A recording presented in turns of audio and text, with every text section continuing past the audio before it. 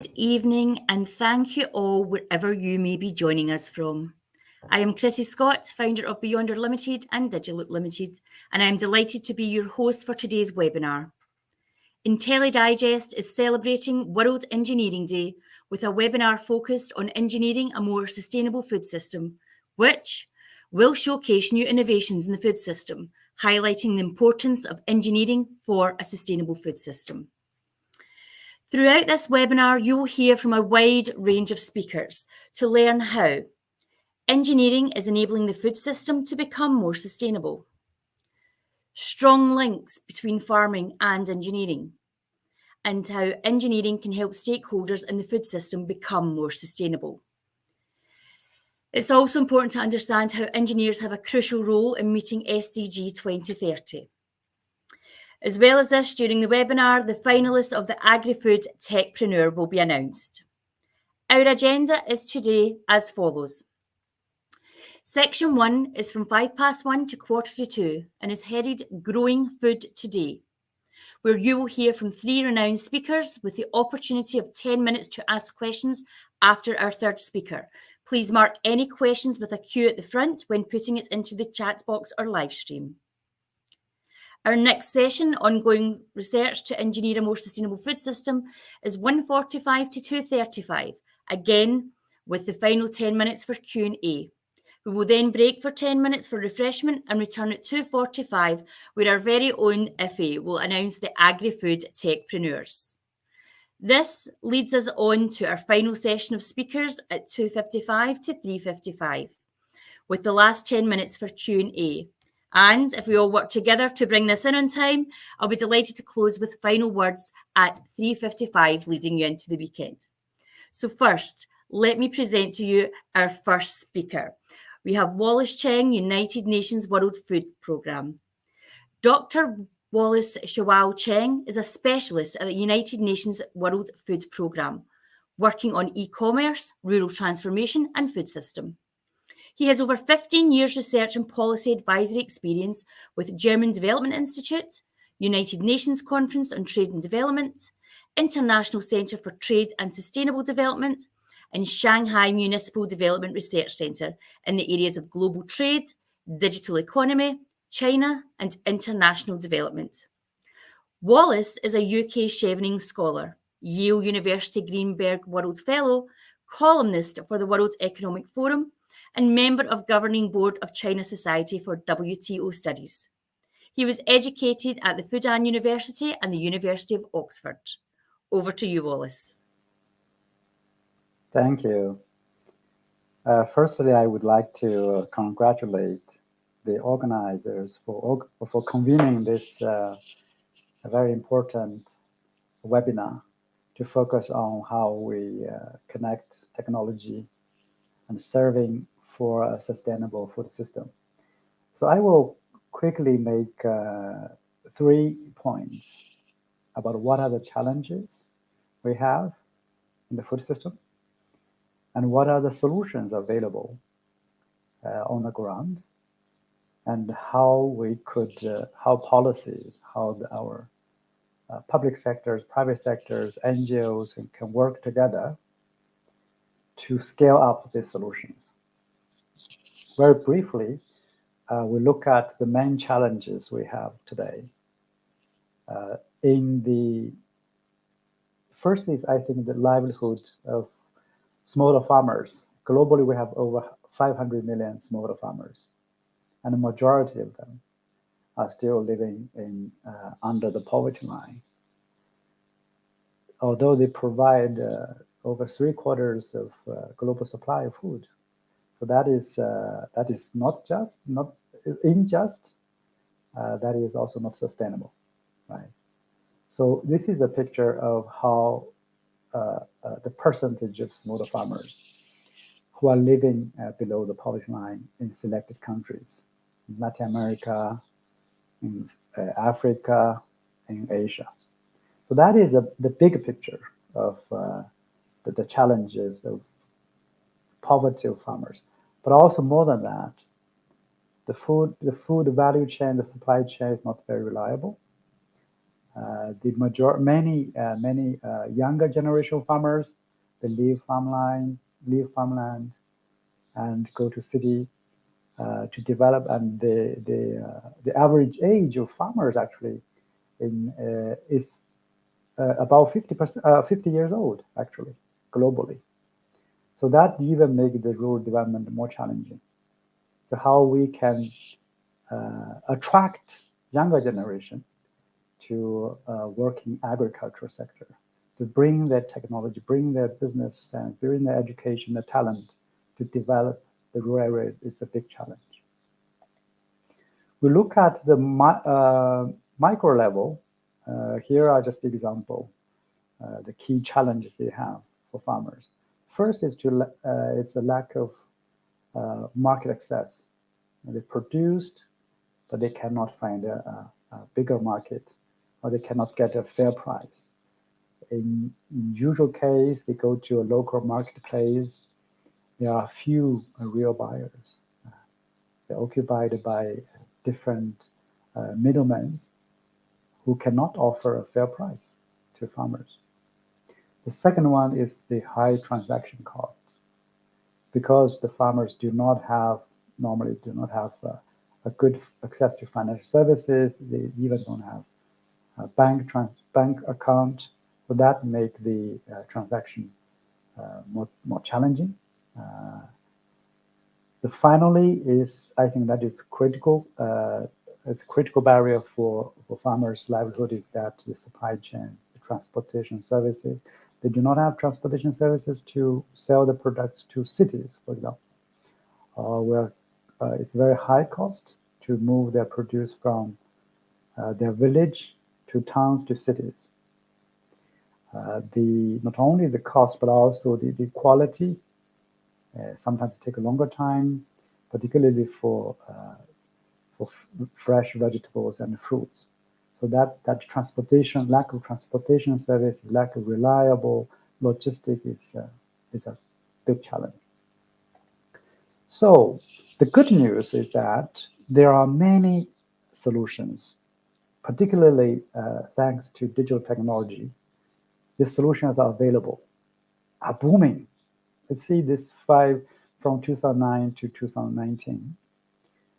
Break into 4 or 5 key categories of this digital solution, digital agribusiness solutions, including provide information, digital advisory services, provide right inputs, provide a market, provide financial services, and provide new technologies like IoT to monitor the soil, the moisture of the land, or use AI technology to take a picture of the leaf of the crops, and then it will tell you what the disease this plant has and what kind of pesticides you need to use. Right? Also, for financial services, is critical.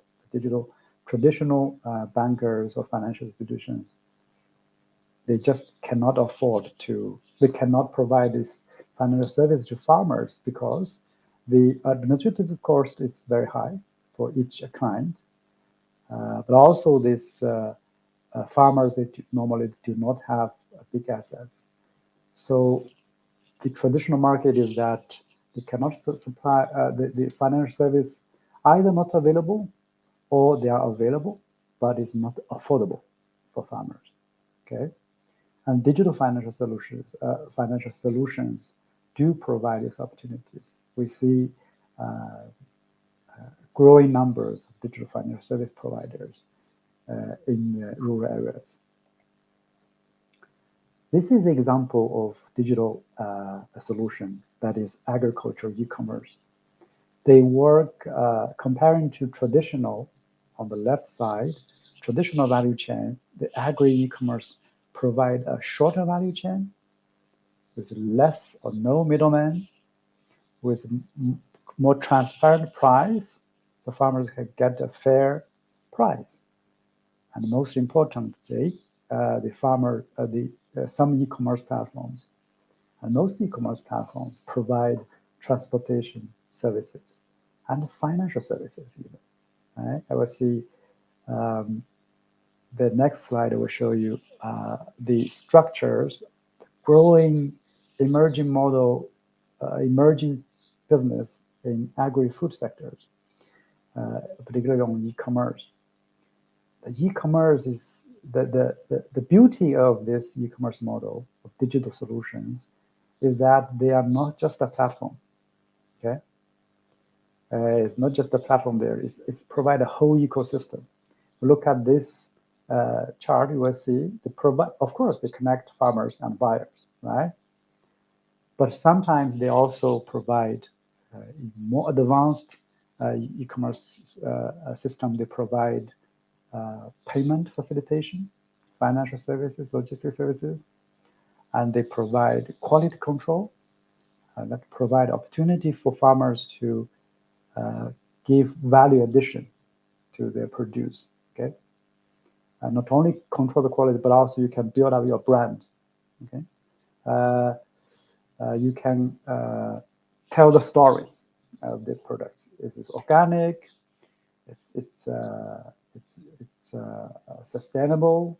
Use climate smart technologies, right? And you can trace back, okay, where it is the food come from, which farmer was producing that. That is used in traceability studies. And finally, the warehousing is critical. The storage for farmers. Sometimes if you can store your produce after a few months after your harvest, you will get a better price. So that is for normal produce. For vegetables and fruits, it's even more important that you have a relatively longer shelf life that will not perish because you have this warehouse services. And this is critical.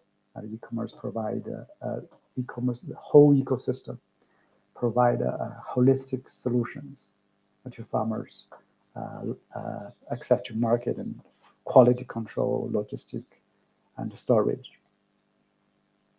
So now we have seen the challenges and existing solutions from information, access to market, access to finance.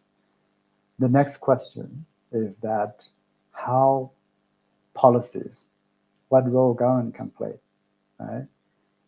How we can build up public-private partnership to support, to scale up the solutions, help them to reach more smaller farmers in remote areas, most vulnerable communities.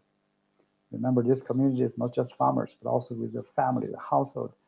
The estimate is 2 billion populations. So this is a really, really important thing for government to invest their mindset, invest in their money, invest their energy to support them.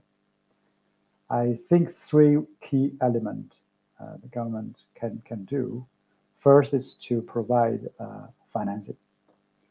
Access to finance is a big issue for many startups in digital space. There are many experience in Africa, in Asia, and then we could compare and we can draw lessons from them. For example, government can provide, they can have their own investment arm, okay, provide venture capitals to invest in these firms.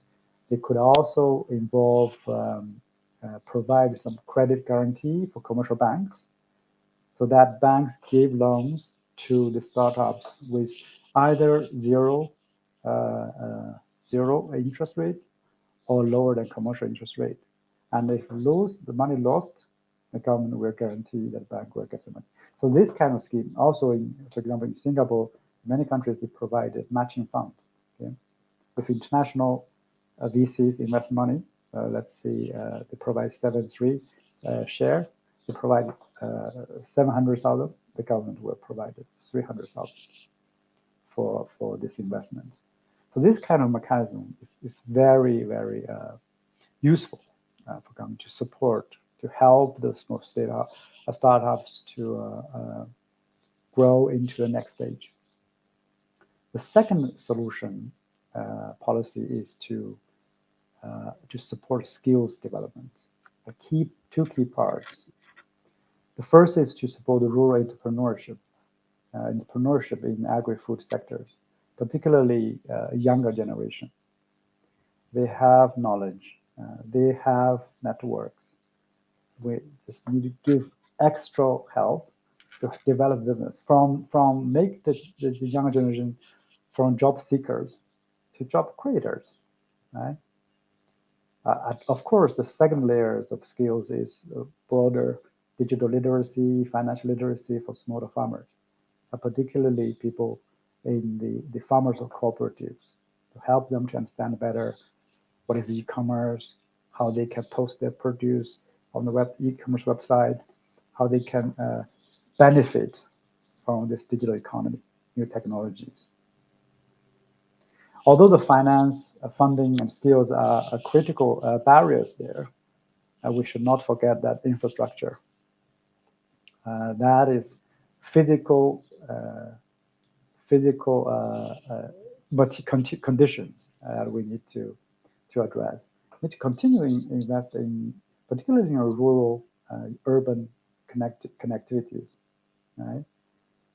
So by now, the transportation cost, the data we see in Africa e-commerce, rural agri-food e-commerce, the transportation cost is ranging from 30% to 50% of the whole value chain.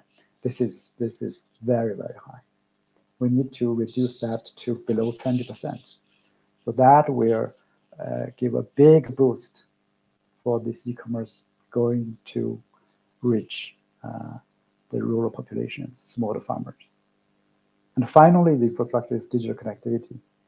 Although the data flow, data fees has reduced in past 5 years, including Africa, but still is not affordable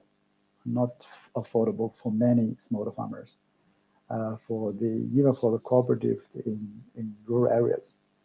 The story we hear is that the farmers can only open the data for a very short period during the day, and for that they miss the opportunities to access to market.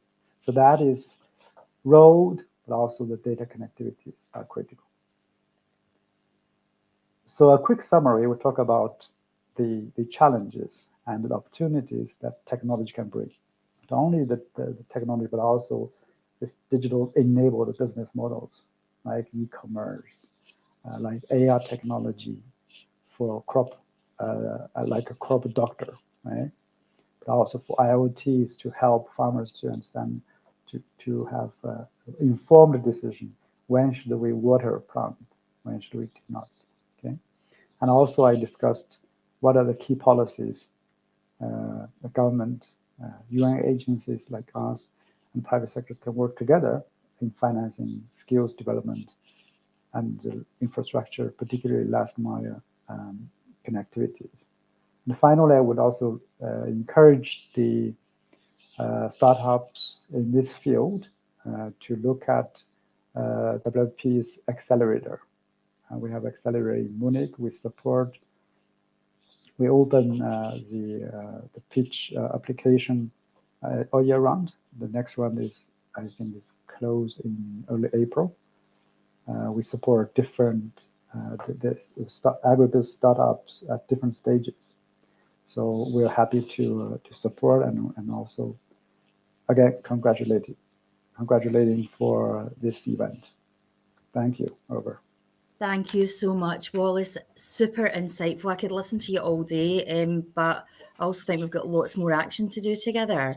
So our thanks to Wallace for such an insightful presentation. And now it's our pleasure to bring and introduce to you Willem Bartman of Leader. Willem is a bio and circular economy focused entrepreneur. His previous startup, AfriTree, adapted and developed various growing methods and technologies for decentralized food production in a desert climate, using only seawater, sun and wind. He is the founder of Leader. Circular Mobility, a startup which addressing the needs for affordable and circular zero emissions transport and energy storage solutions. It is his goal to combine the technical with the biological towards sustainable, inclusive, and resilient localised value streams. Over to you, Willem. Hello, and thank you very much for that lovely introduction, making me sound much more important than I am. I'm just a farm boy with a dream, and I'm glad to, blessed to share with you my journey with Agrifood. Well, Agrifood started in 2016 and was a project to see how we can grow food in the Namib Desert, looking at all the troubles we're having in the world. Water resources, biodiversity that's ending, and also then you have governmental goals and regional goals towards economic growth. So the problems, like I said, was a lot of fresh water basically in the world is much less than we think it is, and for growing population, all these issues are just going to compound into a situation which we might find difficult to adapt by 2050. In the Namibian context and African context, we have an inverse relationship with the price of oil. So when oil goes up, the value of the currency basically goes up, and that sort of counters each other. But there's a time in the future where the fossil fuels and the currency will not have this inverse relationship, and that might strike fear in the economy. And I think it's happening as we speak. Looking at also the market factors in the Namibian context, this is from the 2016-2018 project, so it's old figures now. But if you look at what's happening there, is basically there's the importation of 40 million liters of water essentially every year. So this virtual water is the thing that I try to address with Agrifood, is to stop that importation.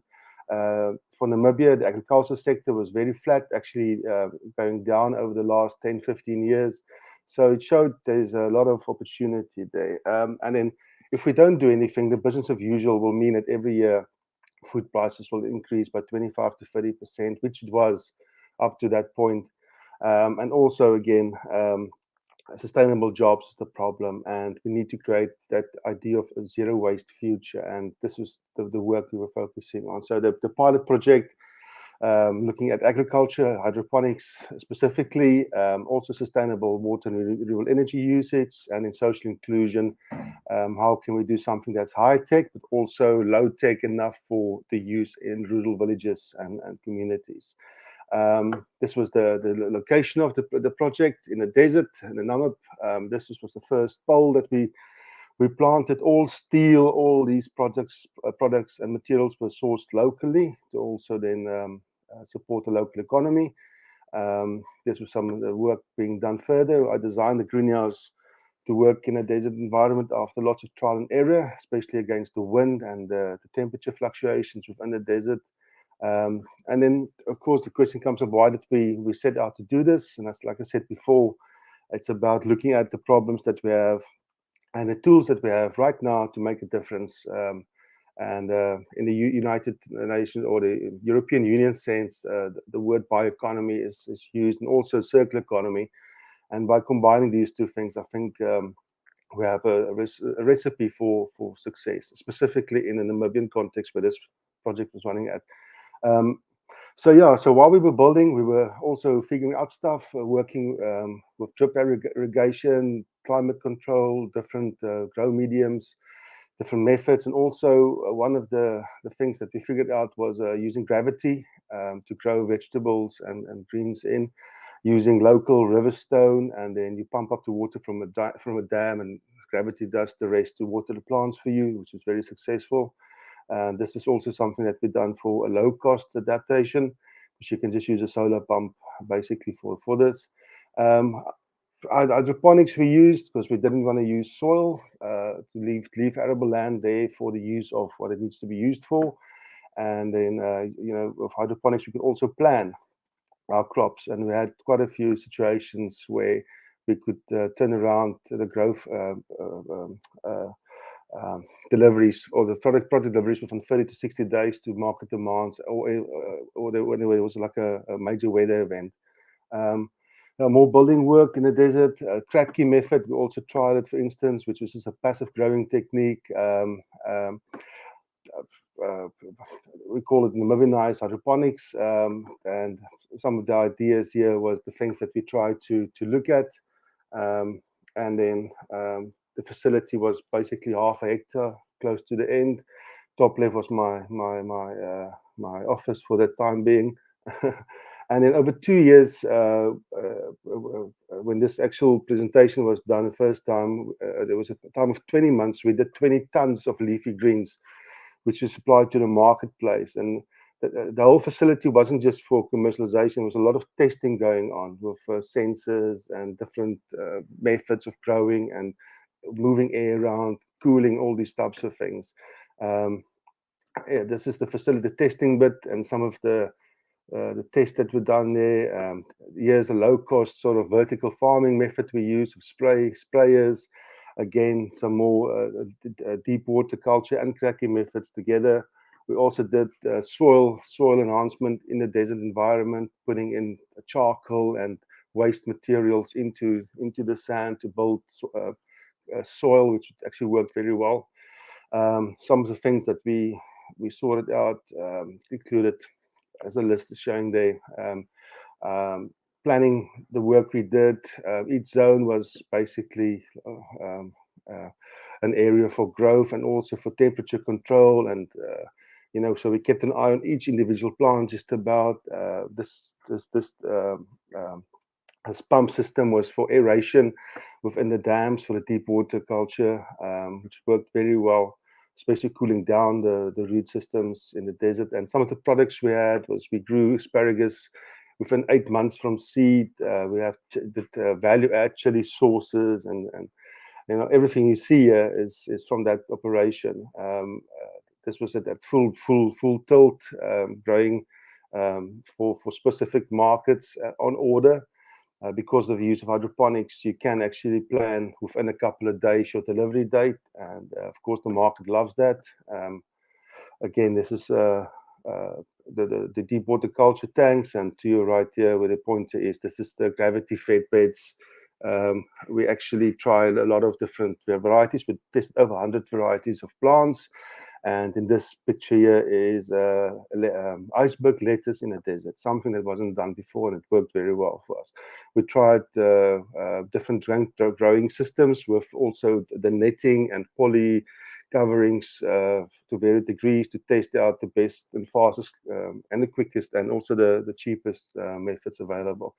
So yeah, a new economy, a new opportunities, and this is the things we highlighted that sort of the areas that we were opening up by doing this. There's a lot of things there. I'm now right now looking at the sustainability of transport and logistics. Was also identified there is how do you get this produce to market in a zero emission way. And as you do this, the more opportunities come about, and the more you want to include people and give organizations and entities a chance to participate. This was sort of where we were going with it, but we stopped the process before that. This was a very simplified line where we have seawater, and we have trees, and we have grasslands surrounding the greenhouses, and then the waste products goes into anabolic digesters and also other lines for value add, and also that will could eventually support local communities with energy, water, and that sort of thing. So we also looked at solutions for villages, smaller communities, to not only look at the sort of the bigger markets, but also the smaller local markets that are too far away from anywhere else. Because you also want them the little water that's available to be used continuously or as properly as possible, and also then to train people to do this, which we did. We trained over 100 people and built numerous systems for villages. And we also worked with an organization in America called Earthships. Stole some ideas from them to build passive heated greenhouses that can be used throughout the winter. Also, there's hardly any costs then to warm up these places and protect the produce. This was just the simplified low-cost gravity-fed system that we used. In this one is various plants, and it worked like a charm and cost, in pounds, this probably cost like 150 pounds to build. So that was sort of the idea, and in the end, I think we succeeded in the proof of concept. So yeah, that's my quick story, and look forward to all your answers, all the questions. Thank you very much. That is absolutely fantastic, Willem. Thank you there. And come in just under time, which saves us on Wallace's mini run over. This is great. Thank you so much, everyone. Oh, blown away. The speakers so far have just been phenomenal, especially in terms of knowledge. So I'd like to introduce you to our third speaker for this round. We have Sean Kerr. Sean is from Sustainable Thinking Scotland, CIC. So Sustainable Thinking Scotland, CIC is an environmental social enterprise based in the Falkirk area. It delivers projects that encourage local sustainable food production, provide community-scale green waste recycling, and creates learning opportunities for the most vulnerable and disadvantaged in the area. Over to you, Sean. Thank you. Thanks very much, Chrissy, and hi everyone. As mentioned, I'm Sean from Sustainable Thinking Scotland, CIC, and I'm just going to give you a quick whistle-stop tour of the things that we do. So we're a social enterprise based in Falkirk, and we began in October 2016. We're in about six projects, that fall into about three main categories. So that's food growing, green waste recycling, and community wellbeing. So I'll start with the first one, the one that's closest to our heart, and the reason we started the social enterprise. That was food growing with our STS Food Bank Farm project. Now, myself and my co-founder Steve had been picking up fruit and vegetables as part of the Fair Share programme for the local supermarkets. So we're picking stuff up, and whilst the toiletries were good, the tins were good, and the bread products are fine, the fresh vegetables that we're picking up were already a day out of date. And then they were going out with the food bank in a 5-day food parcel, so they weren't really fit for purpose, and we felt that there was got to be a better way to do that. So in January 2017, we started by taking over a bit of land within the Keneal estate called the Keneal World Garden. If any of you have been to Bowness, the house is just at the top.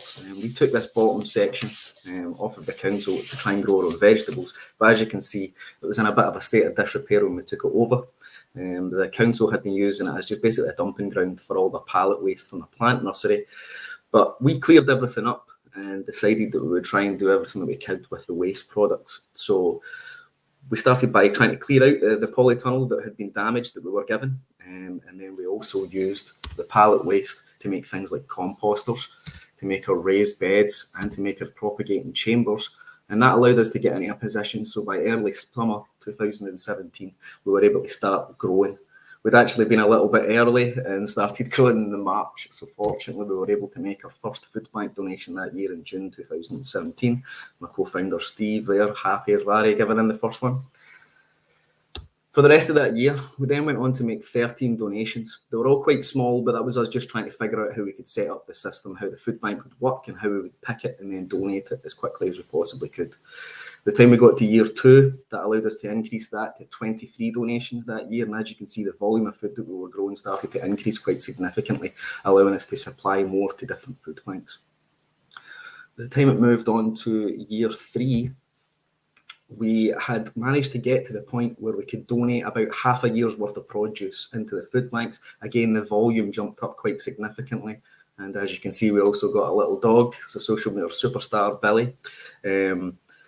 But basically, the idea was to try and give as much food as we possibly can. And when we got to this sort of point, we thought we'd managed to exhaust everything we could.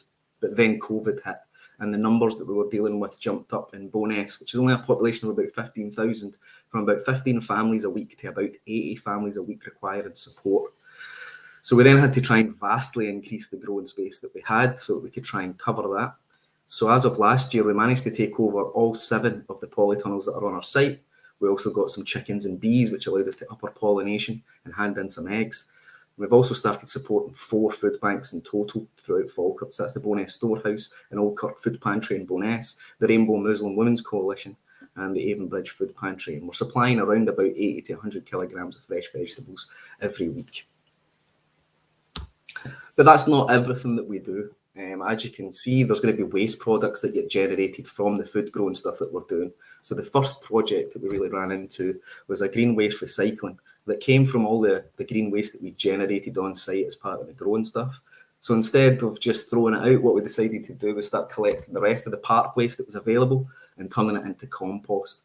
Now that was good because it means we weren't wasting anything. However, the actual times for traditional cold composting are quite long. So it meant that we still needed to get some stuff that we could add to our raised beds year on year, which allowed us to actually develop the beds and reinvigorate them. So we decided to start looking at other growing mediums and other amendments that we could create or make locally that would allow us to then grow more fruit and vegetables. And then we came up with a thing called biochar. Now, just to give you a quick introduction, biochar in our sense is where we take in waste wood from the local 200-acre estate. We then process it down so that it fits within our kiln. Once it's then loaded in, we can put about half a tonne's worth of wood waste in and then convert that to biochar by baking it at about 600 degrees for about 5 or 6 hours. And then this is what you're left with. Just the pure black carbon that comes out, all of the greenhouse gases, all of the moisture have been used and reburned within the process. Now we can store this and then use it for other things. Particularly, we can try and manipulate its properties to allow it to help with various environmental problems. So we have things like nutrient runoff, pharmaceutical runoff, wastewater treatment, things like that we would look to explore to use the biochar as a bioabsorbent material to try and lock in all of those things. As well as its application, the actual conversion of the wood to biochar provides significant carbon abatement. So for every tonne of wood waste that we can convert, it's about 3 tonnes of carbon dioxide equivalent that we're removing from the atmosphere. So all in all, if we were to do that at a community scale process, you'd be looking at about 450 tonnes of CO2 a year, which is the equivalent of about 1% of Falkirk Council's carbon footprint. So again, the abatement potential of it is significant. In terms of where we are with the project just now, we have the process set up that allows us to create the biochar. We're now just trying to look at the application. So biochar has many potential uses. A soil medium is obviously the one most for us. We're also looking at water filtration, especially we've got our university partners, the University of the Highlands and Islands and the University of Strathclyde that are working with us to develop a biochar which is specifically designed to fight nutrient pollution, which we'll come on to in a little bit of a second. But again, this is a wholesale process. So we're trying to have a circular economy created around the food growing, the biochar, and then the potential effects that you can have after it when you're applying it. So we also have a 4-year PhD student who is helping us develop that circular economy for water remediation and then soil amendment. But the reason that we're doing it is because of this. There is so much nutrient pollution that are causing toxic algae blooms all across the Falkirk district, especially in the Lithgow Loch, which is right next to us. The site itself has failed to meet water quality targets and phosphorus and bacteria levels from 2005 and has some severe documented blooms from about 2013 all the way up to the current year. Now, this is all caused by usually agricultural runoff going into the water table. But you've also got the residential and urban runoff that comes from the populated areas within Lithgow. Now that creates excess nutrients within the water, which can create eutrophication, which in turn, through nutrient cycling, will create algal blooms, which are toxic to pets, humans, and really bad for the aquatic life that's within the water body. These nutrients that are within there, particularly phosphorus itself, is a worrying one because it bioaccumulates. As you can see at the bottom end of the graph, once the algal bloom dies, it resediments in the bottom of the lake, and then that causes dissolved oxygen problems, but also means that the following year, this phosphorus can be re-released back into the aquatic environment and then have the same effects with the algal blooms. So how do we stop that? We've now went and recently purchased a remote control survey boat, which allows us to take water quality information autonomously. It will also give us parameter maps that can look at things like ammonia sulfates. You've got the pH, OPR, all the usual ones that we would look for to indicate good water quality. So that will hopefully give us a picture of where the water body itself stands. And then we would go in with our biochar, put that into the water, and all of those little porous holes would allow us to soak up all of those excess nutrients and filter the algae. And as you can see, it can make quite a difference to the water quality itself. But that's not the only thing that's going to help us. We can then recover all of that and put those nutrients back to their original use, which is food production. So in our case, that means that we can then put that into our food growing project, increase the amount of soil carbon that's there, increase the soil fertility, as well as increase our crop yield and the density at which we can grow stuff, and reduce the watering capacity that we need by about a fifth. So again, plenty of stuff that we can do with the biochar. Last thing I'd like to quickly talk to you about is the community well-being, because again, although we're looking at the food systems, it's not just the food itself, it's how that impacts the community that's around you.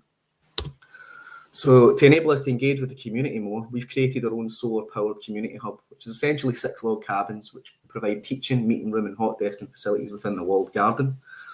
That allows us to bring all of the community to us that have either tangential aims or something that they're aiming in the same sort of direction as us. They have a social purpose, and we can provide them with the space to try and explore their vision and the benefits that they can bring.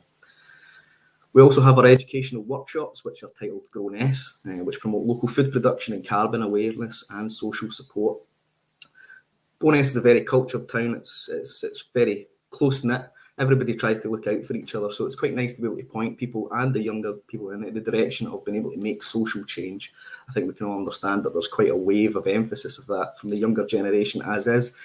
Our aim is to then try and target that, to give them proper educational opportunities and employment opportunities to try and help the problems that we're currently facing. That's everything overall. Like I said, I just wanted to try and keep it quite short for everybody. But if anybody has any additional questions, you can catch us on our email or one of the social platforms. Thanks very much. Thanks, Sean. That was fabulous. A true circular human sphere approach. Much appreciated. Okay, everyone, now we've got some time for some questions and answers. So I think I've captured them in such a way that we can ask them direct to the speakers. So the first question comes from Carlotta. She's wanting to know, will the presentation, I think she means the whole event, will it be shared afterwards? Do we know this, Theo? Maybe come back to that one. So Wallace, Willem, Sean, are you happy to share your presentations from the? Yes, Yeah. Excellent, excellent. Okay, now a question I think for you, Wallace. Craig asks, are there digital tools for agriculture that are helping with nature-based solutions?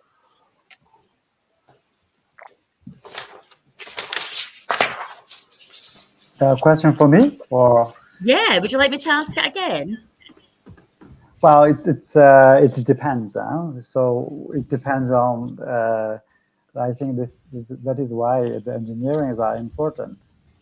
So also the fellow panelists, actually their solutions are very much nature-based, I think, right? Yeah, it needs a combination, need innovation solutions. Over. Okay, so we now have not one, but 3 questions from Jajura. I believe the first 2 are for you, Wallace, and the final one is for you, Willem. So I'll ask the first 2 for you first, Wallace.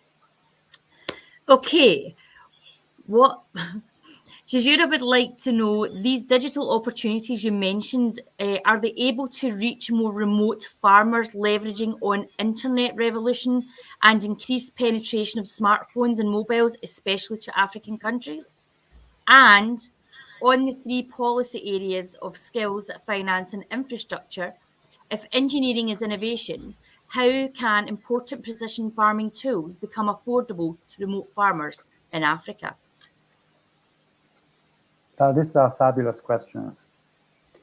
The first response is that 2 points. At this stage, as I said, the data connectivity, particularly the cost, is still relatively high for smallholder farmers, for the rural community. However, there are solutions like Pride in Kenya. They have they call it Pride Farmers. They basically have both online and offline shops, and that if you make an order, you don't have the connection now, but when you get a point in next day or next week, so that information will be synchronized where you have database. The similar solutions like Agriunity, they're also considering that the connectivity is a problem, so they can offer the offline solution that can be synchronized to online platforms. whenever you're connected. So these kind of solutions are very important. What is the second question? Hold on a wee second. Closed. Okay. Well, Jajura's just saying that we've answered his question, so he's happy with that. So, Willem, over to you for this one. Obtaining land for farming is a challenge. How were you able to acquire the vast farming land? Good community relations or government provision support?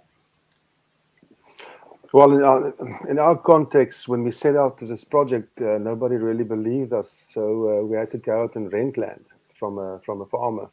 That was how we got access to the land. We only had enough money between us for 3 years to do this, because we had access to no grants, funding, or anybody helped us. So we did it all our own pockets. So we had 3 years. We proved the concept, and so yeah, the land is always the issue wherever you go, and that's why the project set out to be profitable without owning land. So you can actually, rent land and make it work. So that was sort of one of the key cornerstones. Fantastic. I love that. When you have to go out there and prove it to others, just do it. Fantastic. Okay, another question for you, Willem, from Laurent. What are the key factors for the failure of adoptions or innovations of modern farming practices in most African countries? I would say the most African country, but it's probably the truth, because there's a lot of modern farming techniques being used in Africa, world class. But where the failures comes about is in the management of risk, specifically when it comes to pests, and how that affects cash flow, and also the weather. It doesn't rain like in the UK. We have drizzles the whole year long. It comes down in storms, it's floods. So you always have this sort of risk element. And when the risk hits you, to stand up again and start producing again, the cash flow and the time required is probably the most prevalent there in that question. Okay, and thank you to Jajura for being ultra engaged, because the final question is now for you, Sean. Okay, it's a really interesting project. How are you preparing to exchange these sustainable thinkings to students? Like I said, we've got a bit of academic engagement already. We're also working with the University of Glasgow's Business School, so that we can work with socially minded entrepreneurs that are looking to develop these sorts of things. As we were saying, the biochar potential is vast, so we're only ever going to be able to get the narrow section that probably fits us best. So being able to bring in other academics that are looking at things from a different perspective will hopefully spin off into different ideas and then out into the academic market. Fantastic. Well, I'd like to thank Wallace, Willem and Sean for giving us such a fabulous first session, and that's going to lead us directly into the next part of the programme. So thanks everyone, and please everyone else stay engaged. So we are going to bring you the next section, which is ongoing research to engineer a more sustainable food system. Our first speaker is Professor Sonal Chowdhury. Dr. Sonal Chowdhury supports the Science and Technology Facilities Council, also known as STFC, and is also the chair of Sustainable Management at University of York. She is an active member of the Institute for Sustainable Food and Interdisciplinary Research Centres, such as Advanced Resource Efficiency Centre, also known as AREC. She has created a network of national and international stakeholders in the food, energy and water industry. That includes some of the big players, service providers, retailers, processors, SMEs, farmer organisations, NGOs, certification bodies and policymakers in the UK, India, ASEAN and African countries. She leads Sustainable Agrifood Integrated Value Chain Network, Savan. Over to you, Professor Sonal. Wow. Okay, thanks, Chrissy. Right, can you see my screen? And if you could confirm, everyone, because I can't see the chat box.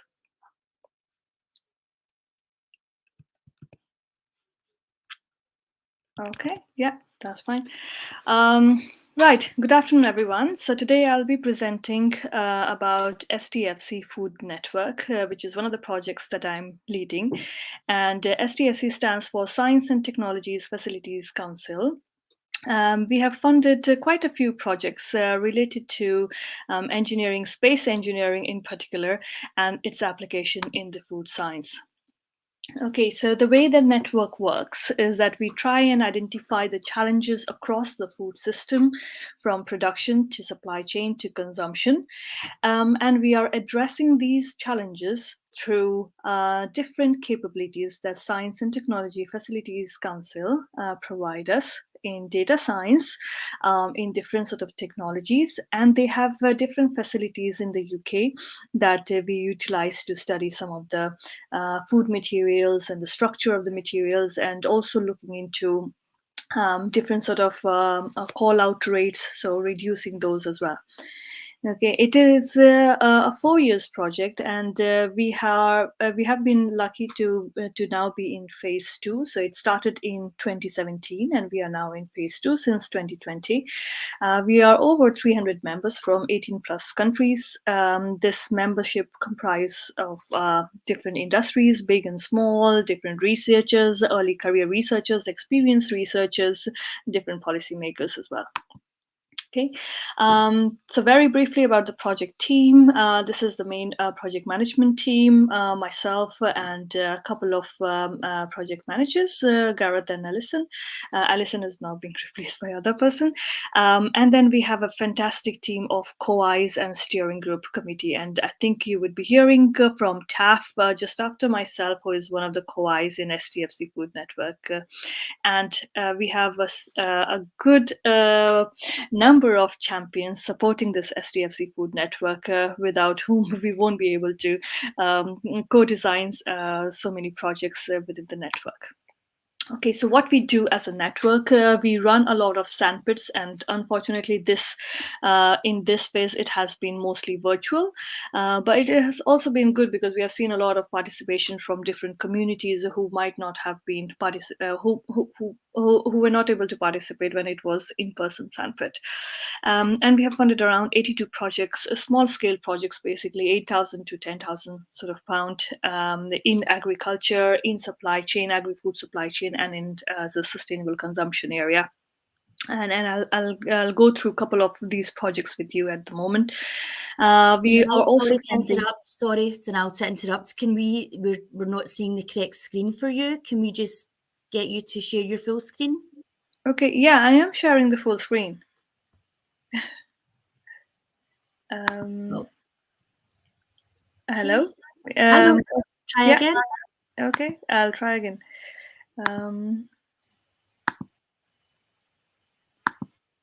If it's on presentation view. Okay, that's very strange because here I have the full screen on. That's you now. Perfect. Thank you.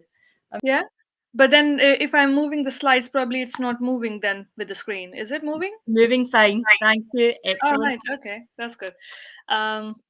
Right. So yeah, we do fund a lot of projects, and we have different working groups where we collaboratively work together, and we all are also running masterclasses along with in collaboration with IntelliDigest. Okay, so in relation to the different sort of funding projects that we have done, I think a few of them are very relevant to engineering, and I can go through some of them here. So one of the projects which we funded was around data science capability and looking into the agriculture, trying to identify pregnancy rate in the cattle, and it is done with the help of IR, which is infrared thermography. So looking into the heat sensing technologies of and applying it into cattle to monitor whether or not they are ready for the pregnancy or artificial insemination. And then again, like looking into different sort of technologies related to dates, especially in relation to salads and avocado, looking into their fresh produce and the quality of those produce. So the best before dates, so trying to identify those by sensing technologies. And I think Taf is going to let you know a little bit more about his sensing technology in a while. So I will not steal the show here. And then we have also funded projects around different sort of technologies related to cryogenics, space thermal engineering, looking into whether we can apply that for a sustainable cold supply chain in tropics. So one of the tropical country being India, and I'll go through that project in a very quick way after this. And then there has been different projects related to citizen science, looking into the sustainable consumption idea, and how would you take citizen science and the data science approach to actually understand their choices, food choices they make, and using some sort of digital twin as well, like visualization system for product labeling, a digital twin for policy impact simulator as well, and I'll discuss that in a while. And the previous speaker were talking about biochar, and this project has also funded a couple of projects on biochar in climate smart agriculture, and we strongly support biochar interventions. So yeah, coming to one of the projects related to cryogenics and space thermal engineering, we started off this small scale projects looking into whether or not we can actually apply cryogenics. Cryogenics meaning liquid nitrogen in order to cool or pre-cool some of the produce or the van where the produce are being kept. So in India, and I think in many places in Africa as well, the ambient temperature is around 40 to 45 degrees in high peak summer. And there is lack of cold chain infrastructure. There is insufficient diesel fuel reefer truck, poor thermal insulation, poor post-harvest management, no combined solution for storage and transportation. And it is very evident in many other countries as well. So we try to look into where the different sort of space engineering aspect could come into for help, and we identified the space thermal engineering for efficient and cheap insulation could actually work. We are also experimenting it with material engineering, looking into the different sort of materials that could be used for low cost insulation solutions. We are combining those passive cooling and active cooling technologies so that we can get cost-effective cold chain solutions. So, for example, it could take 2 to 3 hours for a diesel fuel truck to reduce the temperature from 45 degrees ambient temperature to 10 degrees temperature, where you could actually store the food for the longer time. But with the cryogenics, it could take only 10 to 15 minutes to cool down. Then we also try to look into, okay, what are the data caps? What sort of capabilities do we have here from the big data analytics, from AI, IoT, Internet of Things, and how can we actually go ahead and do some sort of decision support systems for farmers? So I'll show you what exactly we did in that particular project. And so this is the project which came out of that smaller project. So this is a large grant project, around closer to a million for 2 years. And it is on transforming cold food chain in India through space science and technologies. And this is one of the products that we have co-developed with an NGO in India. It's called eKrishi. And here we are actually looking into the different sort of data sets from the farm, different census data, but also different local weather data, satellite data, and also combining that with the market data to understand where the demand and the supply gap are. Because in India, as in many other developing countries, there is no sort of linked supply chain or end-to-end sort of supply chain. It is very much market driven and market dependent. So here we are utilizing those data capabilities to make sure that we have a product which is ready for farmers, which can help them take the decision what to grow, when to sow, when to harvest. that sort of thing. And we are experimenting this product with 15,000 farmers over this summer. If successful, this would be rolled out for 200,000 farmers by the end of the year. Then the second project which I wanted to highlight was that we work quite a lot and we're very closely with policymakers as well. So one of the projects which we did in the UK was looking into all the different sort of factories, food factories, and especially in relation to meat food factories. So from chicken to beef to pork, all the different species, how are they at the moment performing, what sort of technologies they have using, or what sort of technologies they could be using. And what we found was it's mostly 18th century that we are it's mostly like 18th century type of factory that we still have in the UK, and even the inspection process is not that upgraded. It is mostly very closer to 18th century. So there is a lot of opportunity where data science and the different sort of technologies could play a very good role in this, in helping this meat industry to be 21st century ready. And we did a lot of workshops with policymakers, with food business organizations, a lot of interviews to identify the pressing point or the quick wins where we could actually go ahead and apply some of the technologies. And we got, again, another bigger project on looking into the FSAs, which is Food Standards Agency in the UK, inspection process, and trying to make it efficient and effective. Okay, and there are different presentations on this project on the YouTube, and I've given you the link here. I'm happy to share the presentation as well. Coming to the close, and this is most important bit for all of you who are present there is a call for proposal from this network again, and it's a proof of concept proposal. We are funding around 25,000, up to 25,000 per project. It would be around maybe 8 to 10 projects that we fund. This time the call will be launched on 10th of March. So if you're still not member of STFC Food Network, I would urge you to be one of the members. And we are very happy to support IntelliDigest to actually host at least 3 agripreneurs in this round. And we have early career researcher internships as well, where we are funding around £5,000 per early career. So there are a few spaces remaining. It is an open call. Do look into our website to know more about this call. And there's a lot of information of what we do and what sort of projects we have funded.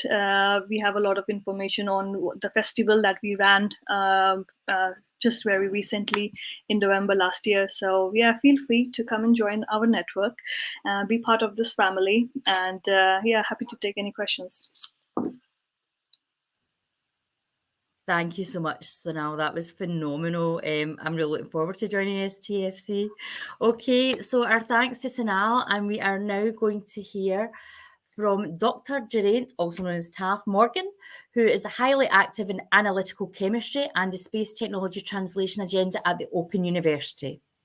The first half of Taff's career was spent developing instruments for the Rosetta and Beagle 2 space missions. Having successfully analysed a comet, he has since led research teams to develop a wide range of bespoke, high-impact sector disruptive solutions to terrestrial challenges, including developing the award-winning air quality monitoring system for use in all future UK submarines and instruments for the world's largest flavours and fragrance company. The STFC Food Network Plus has allowed him to work with end users with the aim of developing novel sniffing solutions for determining the shelf life of rocket salad, identifying avocados damaged or infected with fungi, and earlier detection of Campylobacter in chicken farms. In partnership with the Scotch Whisky Research Institute and IBM Research UK, his team is developing a sniffing method for detecting fake and adulterated whisky. And with funding from an American charity, the Partnership for Clean Competition, they are developing a sports anti-doping screening test for WADA labs globally. TAF has strategic partnerships with several instrument manufacturers, most recent Leco UK Limited. TAF is also founder and director of 4 startup companies. Over to you, TAF. Thank you, Chrissy. And Yeah, so the introduction has basically covered pretty much my title here. So what I'd like to try and do today is give you a bit of an overview to how we're using the lessons we've learned from building space instruments, both the engineering and the science, and how we're applying that to challenges back here on Earth. The thing about space is it pushes the boundaries. You've got to think outside the box. You've got to make things that are small, light, robust, but still answer the questions that you're interested in getting a solution to. So the STFC Food Network, and Sonal's just given us a brilliant overview of the whole network, has provided us with an opportunity to look at how we might apply our technologies back here to questions within the food supply chain. Just so you know, this picture here is actually a picture of the Earth, and this was taken on one of our flybys on Rosetta. So the Rosetta mission went to a comet. Oh, my slides are not advancing. There they go. So the Rosetta mission, as I say, went to a comet. I started work on this in 1995, along with my colleagues from the Open University and Rutherford Appleton Laboratories, or RAL Space, as they now know. We miniaturized the mass spectrometer system from something that is in the lab the size of a car. We shrunk it down to something the size of a shoebox. We stuck it on a rocket in November of 2004. We then spent 10 years and 4 billion miles chasing it around the solar system until in November of 2014, we actually landed on the surface. So this is a picture taken from the orbiter, the same one that took the picture of the Earth. And this is about 1 month before we landed. And this is probably the world's most expensive selfie at about 800 million euro. And it also has one of the oldest and one of the youngest things in our solar system. So the comet is left over from the beginning of the solar system. It's basically a big, dirty snowball. Comets live outside our solar, on the edge of our solar system, in a place called the Oort cloud or the Kuiper belt. And we believe that comets probably brought the water to Earth and potentially the building blocks of life. So the reason we are all here today could be because a comet hit the Earth early on in our history. This is the instrument we built called Ptolemy. It's a miniature stable isotope gas chromatograph mass spectrometer. As I said, we shrunk it down to something that's just bigger than a shoebox, weighs about 4.5 kilos, and uses a lot less power than even today's modern light bulbs. As you probably remember, we bounced across the surface and landed under a cliff. It was on the news quite a bit. But we were the first people to analyze the dust as we bounced off the surface on that first bounce. And we were able to get materials inside our instrument that allowed us to confirm that indeed the building blocks of life are present on a comet, and therefore a comet could, in theory, have brought life to Earth. So we published that in Science. The problem with space missions is really they don't come around very often, but having built a big, strong team of multidisciplinary team of chemists, physicists, different types of engineers. We have software engineers, hardware engineers, thermal engineers, people who can write firmware, people who can write software. So very much it's a very powerful capability that you have. And so we were approached, having built Ptolemy, by BAE Systems, who build the UK submarine fleet. And with funding from the Ministry of Defence, we were asked to develop a new solution to allow them to measure the air quality on board all future UK submarines. The solution we provided is in the middle there. As I say, this has now broken a 30-year monopoly that a US company had on the supply of these systems. We have then helped the MOD select a British SME up in Yorkshire called Analogs, who are now producing these systems for the MOD going forward for the next 50 odd years, and including, as well as building the systems, providing the through life service. So we've generated over 13 jobs already, and it's a multi-million-pound investment that will last, as I say, for the next 30, 40 years. So, of course, submarines are our primary strategic defence capability in the UK. So, this solution is even more important these days. We've also built systems for the world's largest flavourings and fragrance company. Again, we've built a robotic system that allows them to look at their formulations for all their flavours and fragrances. So they produce about a quarter of all the world's flavours and fragrances that are used in domestic products like shampoos and toothpastes and washing powders. And so to do that, they need to produce formulations, and our system is allowing them to actually improve these formulations and, in theory, remove things like microplastics from their products. Probably the most interesting project for my team has been the analysis of Scotch whisky, and basically we are able to profile whisky samples, working in partnership with the Scotch Whisky Research Institute, who are the police force for the kind of sector.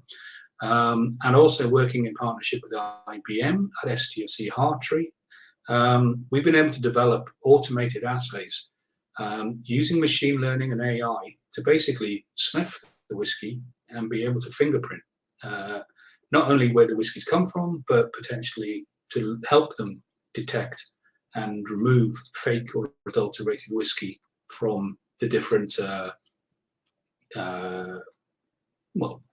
from different counterfeiters.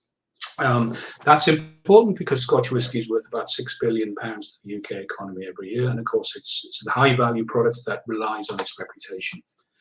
So Sonal's already gone through the STFC Food Network, and I should update her. This is an old slide, unfortunately, and of course she's now Professor Sonal Chowdhury now.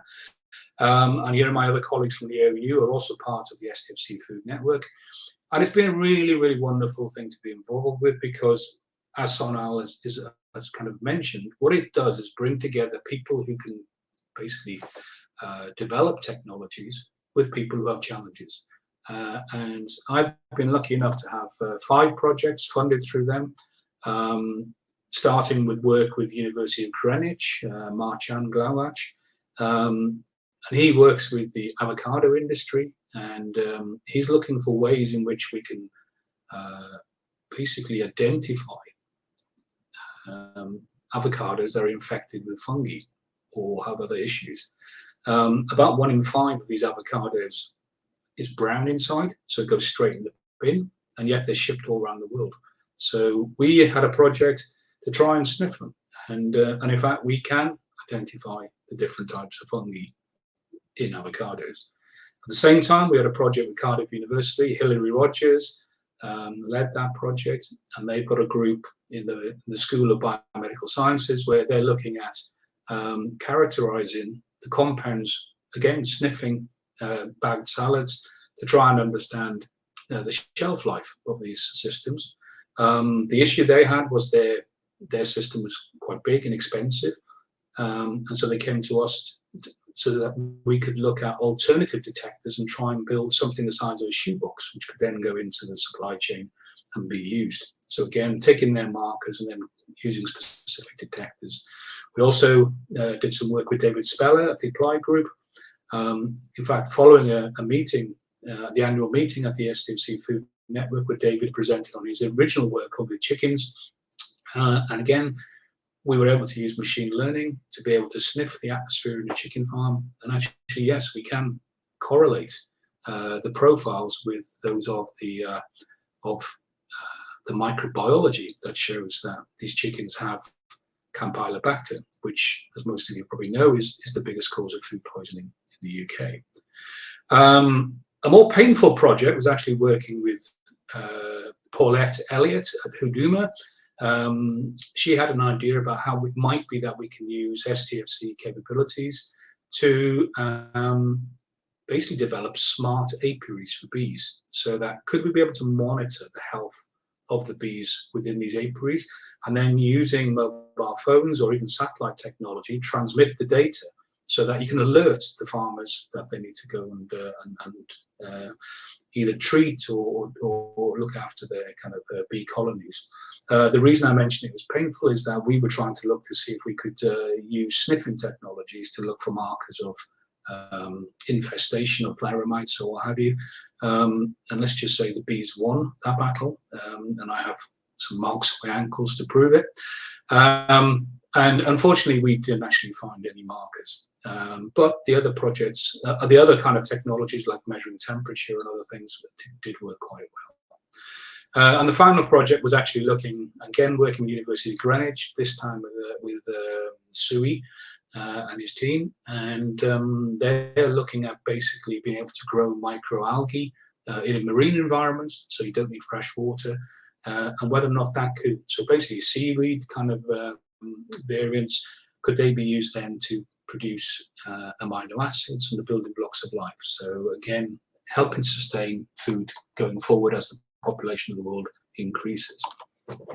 Here are some more projects. These are not mine, but just to give you an idea of the diversity of the technologies that are across the STFC food network, from detecting arsenic in rice using X-rays to cosmic ray neutron sensing, to look at the quality of soils, hyperspectral infrared imaging for, again, looking at water and soils, through to using electron beams to purify water. So here are some of the people that, if you're interested, as Sonal said, come to the website, and here are the people who are running the 3 different phases. So we have the champions, we also have below the bottom row are the liaison people. So these are the experts in the various areas who can help you if you have a project of interest.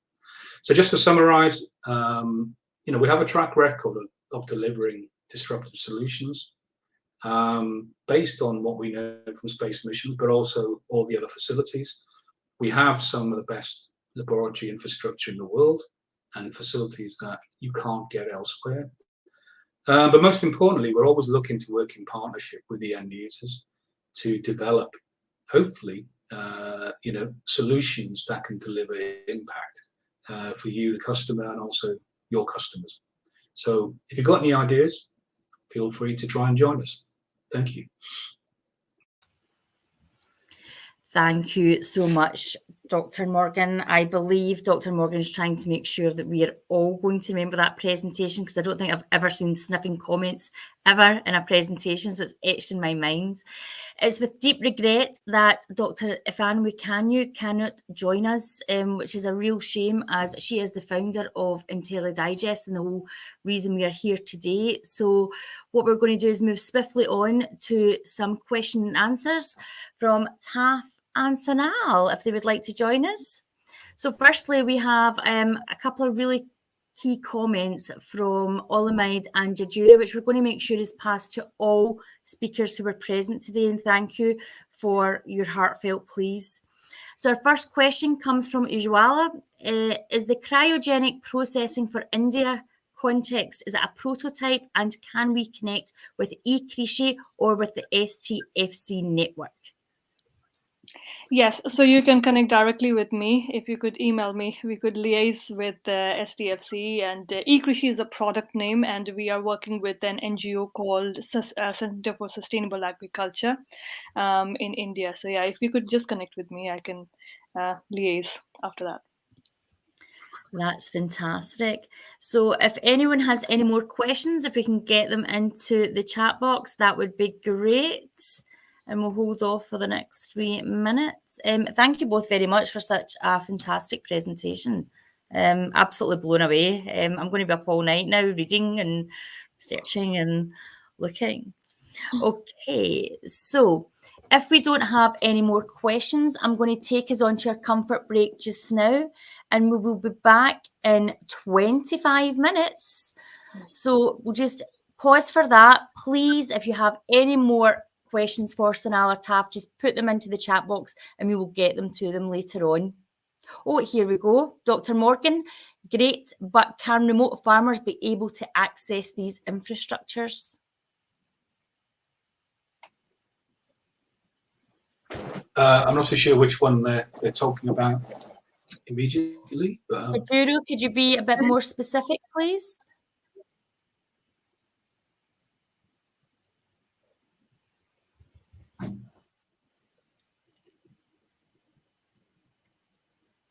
Do they mean the actual facilities? I would start with there, and you can correct us if that's not what you Okay, meant. yeah. So if it's the facilities, as Sonal said, really all you need to do is get in touch with the STFC Food Network. Basically, if you've got any ideas already of what you think you might want to be hooking up with, again, the website has a very good page covering the facilities available, the capabilities, and as I say, the champions that I mentioned, they're the people who are the experts for the individual kind of work streams. So, but yeah, it's and increasingly a lot of our projects are now international, particularly with the developing world. So we're very much open to making our facilities available to everybody. Yeah, So there has please, been actually. Can I just add to that? Sorry, there has been. I think there have been maybe 5 or 6 projects that we have funded, which are farmers driven, in the network, and these farmers are based in some of the countries in Africa and some of the countries in Asia as well. Well, I think I'm going to bring us to a close there for our comfort break. Thank you both very much for hugely knowledgeable and insightful presentations, and we'll see you all in 25 minutes. So if we can be back round about 20 minutes to 25 minutes max, and we'll lead on from there. Thanks everyone. See you all soon.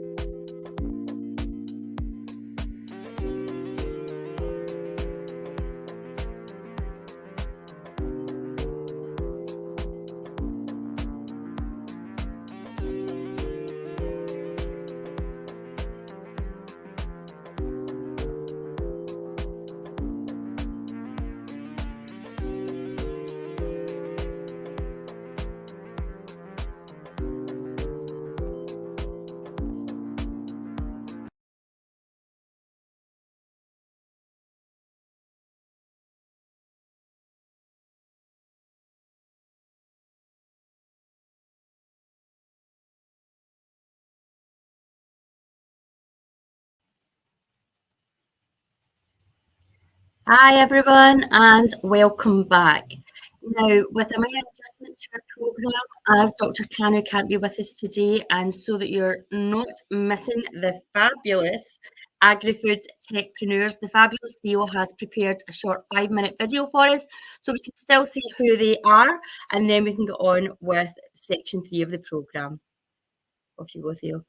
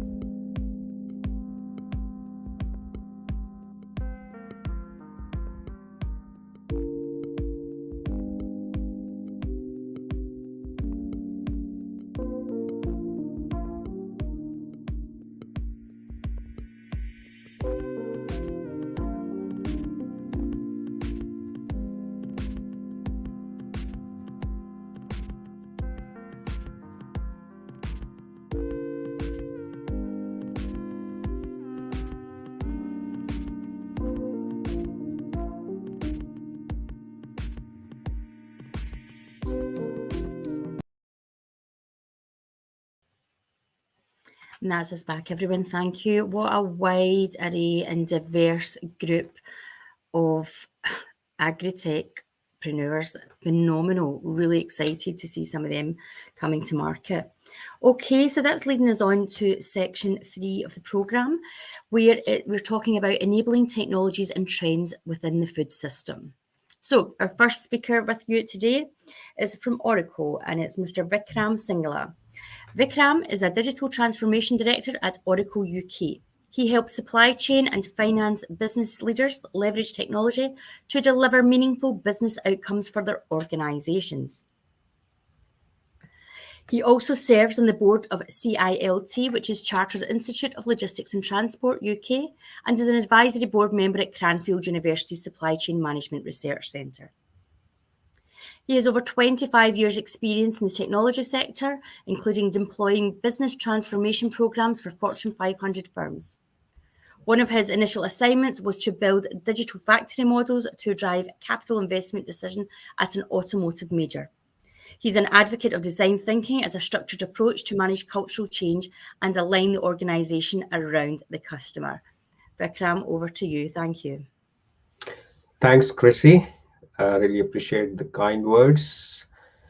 Yeah, hi everyone. So over the next sort of 15, 20 minutes or so, I'll basically talk a little bit about the context in terms of sustainability, look at how technology can add value, and then go through some of the way the technology is being deployed by different organizations.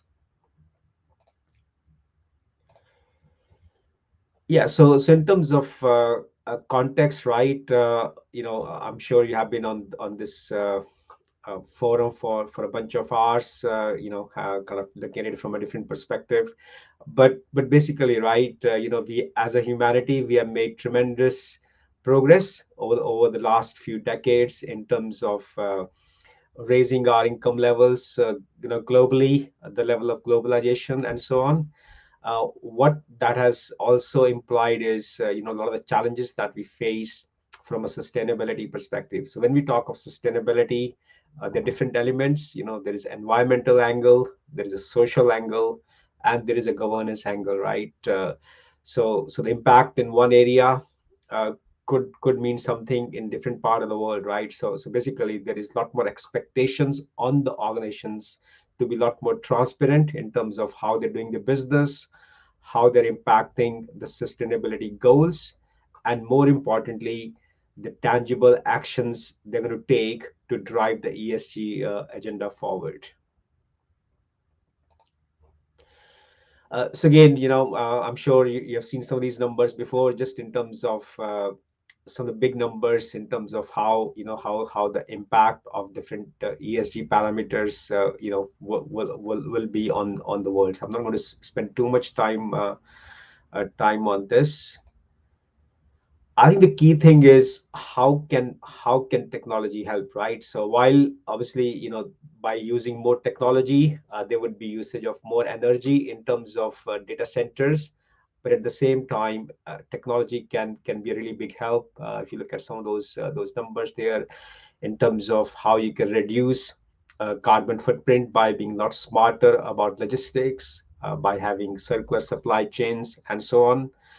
Again, quite relevant to this theme of today in terms of reducing the use of fertilizers by having better data analysis, in terms of getting more economic value, and through more connected world that we're seeing.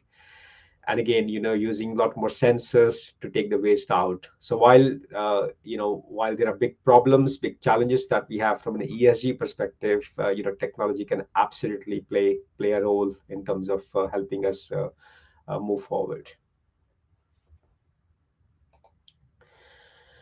So with that little bit of a context, just looking at in a bit more detail in terms of how technology solutions can help. So kind of the way I look at it is sort of by having a lot cleaner foundation in terms of the data centers, right? So the way the level of energy that those data centers use, and so on. So I think just by having that foundation a lot cleaner, there is an impact that you can drive. And then the other kind of the key thing is in terms of reporting. So reporting is a really big thing, right? Unless you kind of know how much how much impact you're having, you will have no way to either reduce it or improve it, right? So I think that reporting is quite a complex affair. I'll dive into that into a bit more detail. And then from a supply chain perspective, again, there's a big impact that can be made. The way you design your products and services, the way you source material, the way you produce material, the way you move stuff around, and so on. That there can be a huge impact from a supply chain perspective. And again, there are a lot of cool technologies, right from AI, ML, blockchain, and so on that are available now. Again, which can help to drive the ESG agenda forward. So we'll cover some of these in a bit more detail. So let's look at the reporting first. I think reporting is absolutely critical, right? To really understand what's going on. It's probably fair to say it's evolving. There are a lot of discussions around different standards, but there is no kind of one fixed standard. So there's definitely a lot of work going on, and I believe UK probably would be the first country to actually make it mandatory for businesses above a certain size. So that's definitely one of the challenges. It's quite complex. As you will see in a minute, there is a lot of data that is required to be pulled from different parts of the organization, whether it's around HR, from a kind of skills perspective, diversity perspective, whether it's your CRM systems or supply chain systems. So there is quite a lot of data that has to be pulled together. It is expensive while it's not mandatory right now. As it becomes mandatory, it will probably become part of the audit. So you'll have to make sure that you are on the right side. And again, it's the way to drive the future as well. So once you know where you are, then you can then you can make a meaningful plan to make sure you kind of go further on that agenda, right? So there's a lot of talk of sort of greenwashing. It's not about greenwashing, right? It's about knowing where you are and having a meaningful plan to improve on different metrics within that whole ESG framework.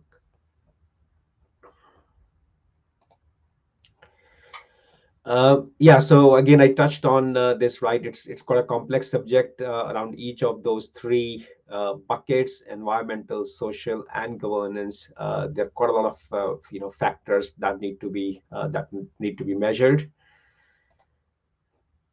and especially when it comes to manufacturing broadly, and especially food, the food systems, if you will, right? I think the key complexity comes from so-called scope 3 emissions. So not the stuff that you're directly responsible for, but the stuff that kind of gets produced based around your ecosystem. So I think that's a really complex area for a lot of manufacturing businesses to make sure they get a handle around those scope 3 emissions, so that then they can provide a comprehensive and a meaningful report in terms of where do they stand currently.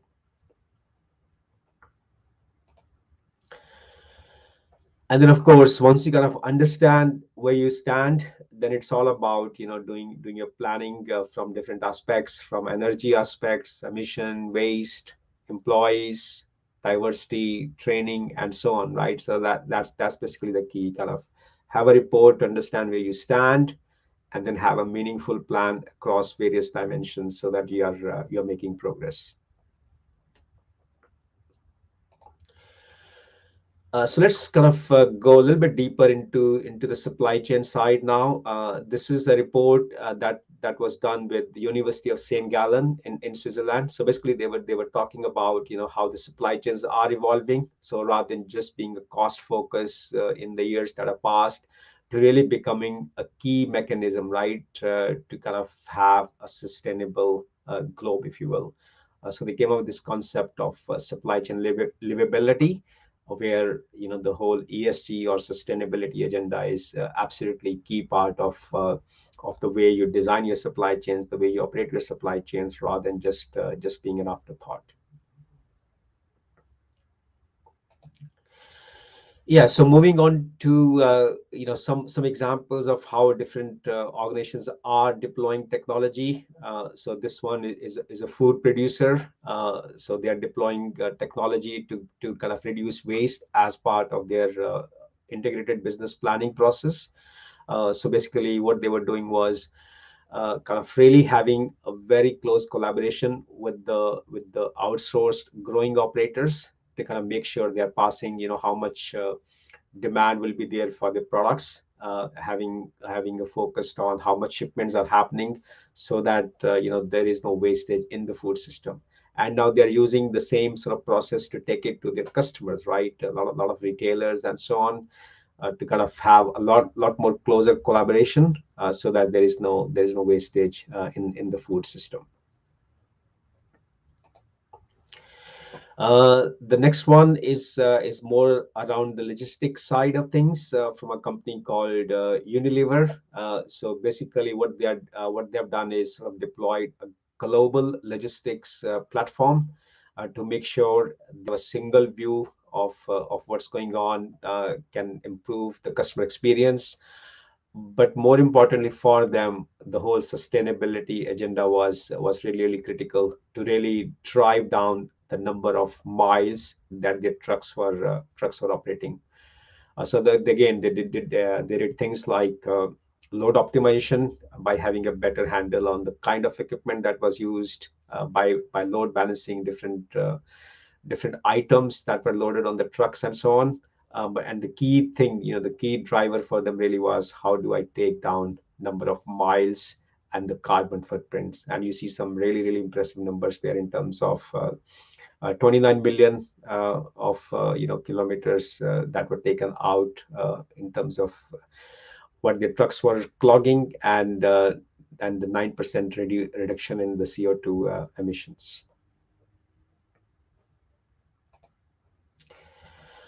Another example, again, sort of more from a packaging side of the kind of trend, if you will, packaging side of the business, where again a big focus on sustainability, and again they are deploying logistics solution to really take better control over not just the spend, but the environmental impact that they're having as well.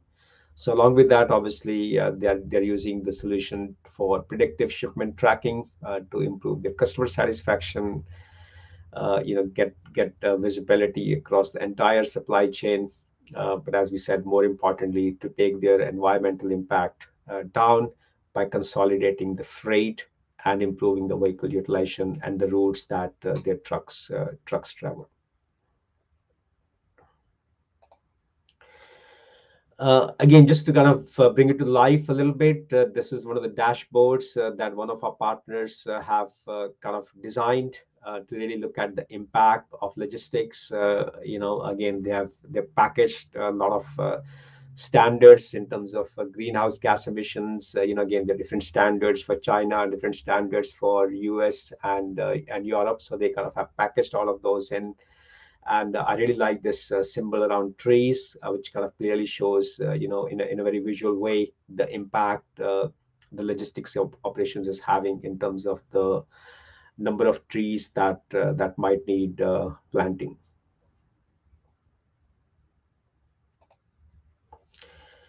Another example, sort of from a blockchain perspective, again, this is with Irish Cattle Breeders Federation. So again, they're really focused on the whole sort of sustainability, and they're using blockchain, the traceability from farm to fork, to kind of really make sure there is no issue along the whole food supply chain. So you really see some big numbers in terms of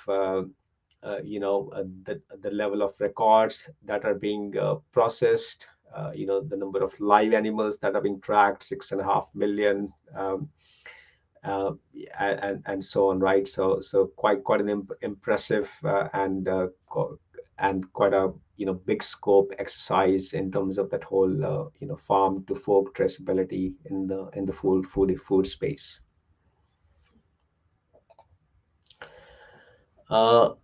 Another example of sort of using AI machine learning in terms of sort of using the imaging technology to proactively detect the crop disease. So rather than waiting for it to happen and then doing something about it, really kind of using images from drones and applying AI to really understand what might happen, and then which pests and diseases to treat. So again, not only there is there is a kind of financial saving, but a direct impact in terms of the environment and the positivity it can create. Again, sort of another example in terms of plastic waste. Again, using technology and sort of track and trace app, to look at whether the recycled material is for real, and then kind of matching brands that are very conscious about those kind of credentials to make sure they can use material that is that is verified in terms of its recyclability and recovery. Okay, yeah, so just a very, very quick worldwide tour, if you will, in terms of the challenges that we face, how technology can help, and some examples in terms of how people are deploying technology to report from a supply chain perspective, and also using technologies like blockchain, AI, and IoT, and so on to really improve their ESG credentials. So again, to summarize, technology, while the problem is big, technology definitely has a role to play, especially in some of those big numbers that you see there. Thank you for listening. I'm not sure if there is any time for any questions. Thanks, Vikram. There's going to be a question and answer session after the next two speakers, so please stay with us, as I'm sure there'll be lots after that fantastic presentation. Thank you kindly. Yes. Okay, that was great to hear from Vikram, and now we are going to hear from our next speaker, who is Peter Galford from Meckline. Peter is a fellow of the Institute of Hospitality, having qualified in hotel and catering management some 40 years ago. Along with two other directors, Peter founded Meckline Developments in the early 90s, essentially as a design and innovation manufacturing business, specialising in the development of hygiene and safety products in the food service and hospitality market.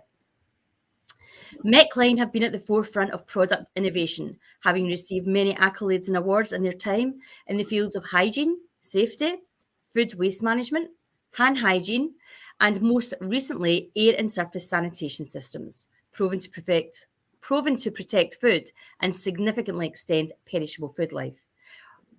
Over to you, Peter. Thanks. Good afternoon, Chrissy, and thank you for the invitation and joining you all today.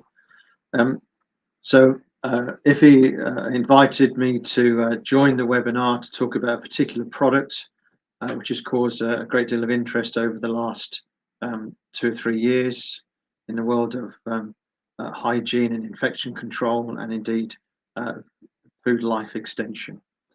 This presentation I'm going to have to go through quite quickly. There's an awful lot, and I apologise, but the presentation will be available after today, and I'm also prepared quite happily to provide other supportive information in terms of tests and reporting documentation. The title is Engineering a More Sustainable Food System and Celebrating World Engineering Day, and I hope what I'm about to share will provide a very small technological response to quite a significant problem. So the problem that we've been more than living through for far too long is that of food waste, and I'm sure a figure that most people are more than aware of is that of the considerable amounts of tonnage in the course of a year which is lost, and in just the UK that's 15 million tonnes. Across the world, almost half of all fruits and vegetables, roots and tubers are wasted. That's 1,400 million tonnes. 45% of all fruit and vegetables essentially wasted. And critically as well, that reflects on the fact that there's 1.4 billion hectares, or close to nearly 30% of available agricultural land, which actually is used for the production of food that is subsequently wasted. And of course, any food production takes up valuable resources, and food waste as well will contribute towards greenhouse gases. So everyone is committed to trying to find technological solutions towards food waste. And I'd like to introduce to you Hygienix, a very small, simple electronic device we fitted in many applications. And now to introduce the product itself.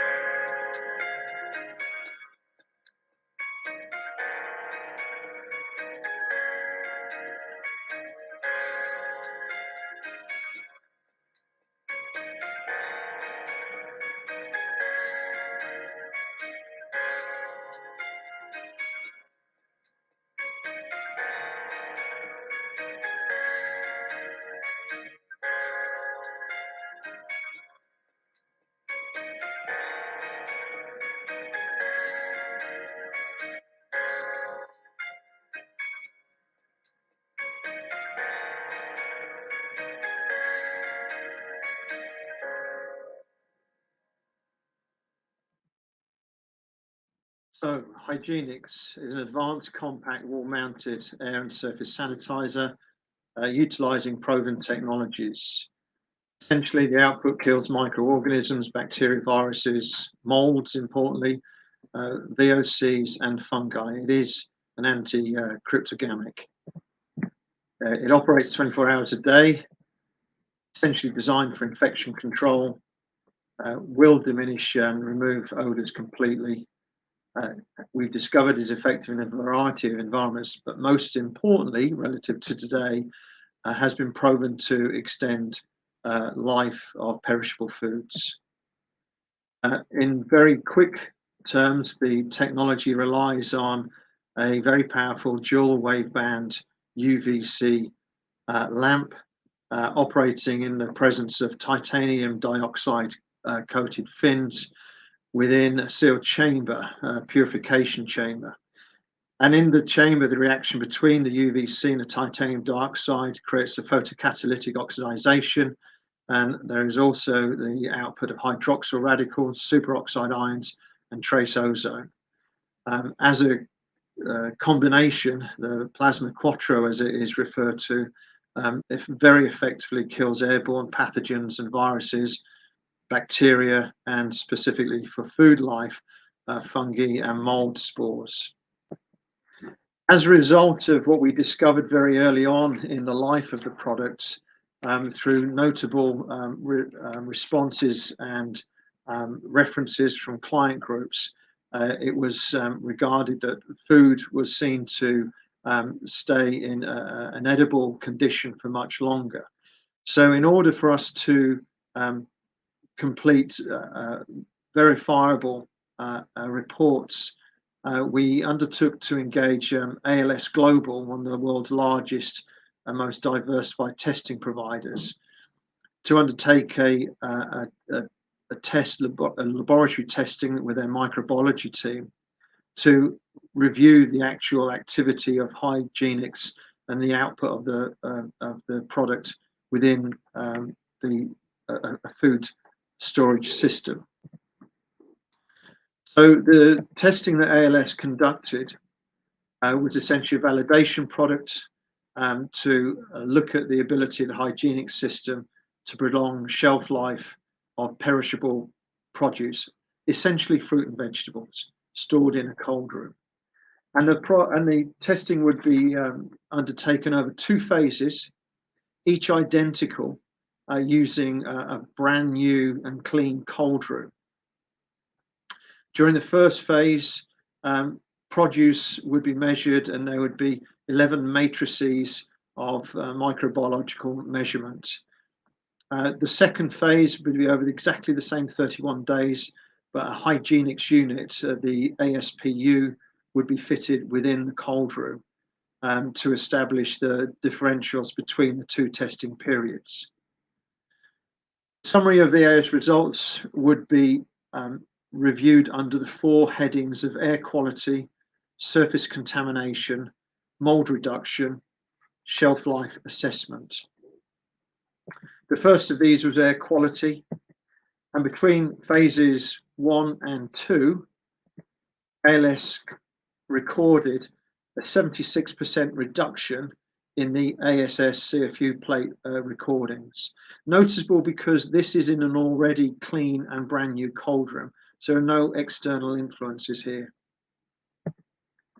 With regard to surface measurement and over the 2 phase periods of the 2 trials, again noted that even in a clean new cold room, there was a significant decrease in recorded levels of surface and air contamination, with surface contamination displaying a 45% decrease with the use of the hygienic system.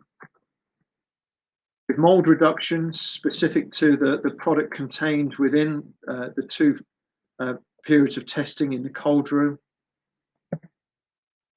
it was recorded that in the phase 2 measurements, that within the first 24 hours, there was a 91% reduction in mold counts, and that between day 0 and 6, there's actually increased to a 97% reduction. Mold was obviously going to be one of the key elements that would lead and does lead to significant food deterioration and wastage. And in terms of shelf life assessment, the assessment of the shelf life showed an increase in life of all 11 products. Within the data set, the highest of the 3 increase were recorded with strawberries at 150% increase in shelf life. That's plus 9 days. Mushrooms at 107%, 15 days, and grapes at 12 days. In ALS's conclusion, the results of the trial showed a consistent increase of the shelf life achieved of all 11 products, increase in range from 14 to 150%, with an average increase in shelf life of perishable products of 58%. This is a graph of the recordings that ALS provided, showing all products. There's a variety of items there: asparagus, broccoli, tomatoes, cucumbers, beans, peaches, raspberries, strawberries, showing the significance of shelf life assessment and extension of life. And extension of life is also showing, therefore, a reduction in wastage.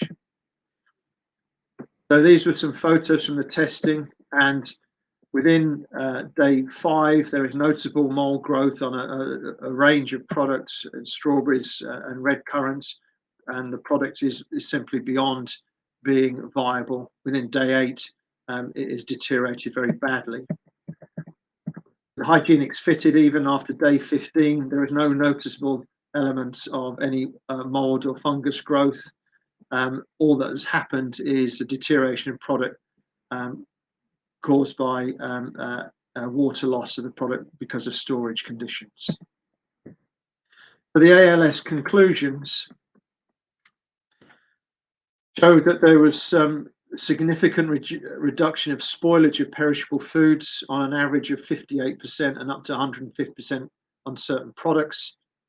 Surface contamination displayed a 45% decrease. Air quality was a 76% reduction because of the introduction of the hygienics unit. Mold reductions were reduced by 97% between day 0 and 6. And overall, based on the results of the hygienics, was found effective in achieving longer shelf life for the produce that was used within the trial, and the environmental conditions of the cold room during the trial were much improved. And just some first-hand experience to share with you.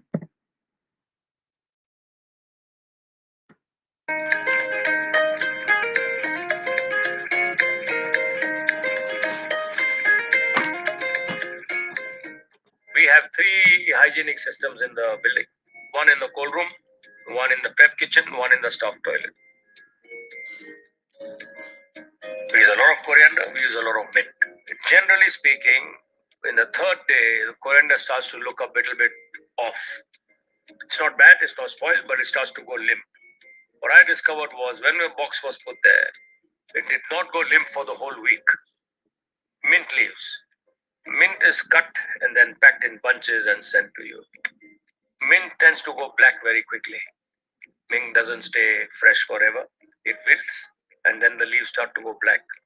In this case, closed in a plastic bag, still fresh after a week.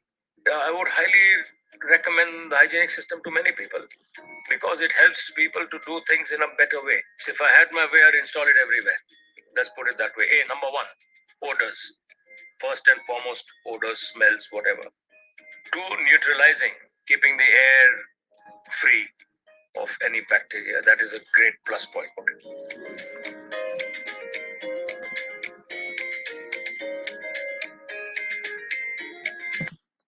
And so just to share with you some further reports on testing that we've had concluded. Here to share with you testing was undertaken by SGS, whereby total bacteria counts in a testing chamber that within 4 hours we had a 99% reduction on bacteria counts on agar plates.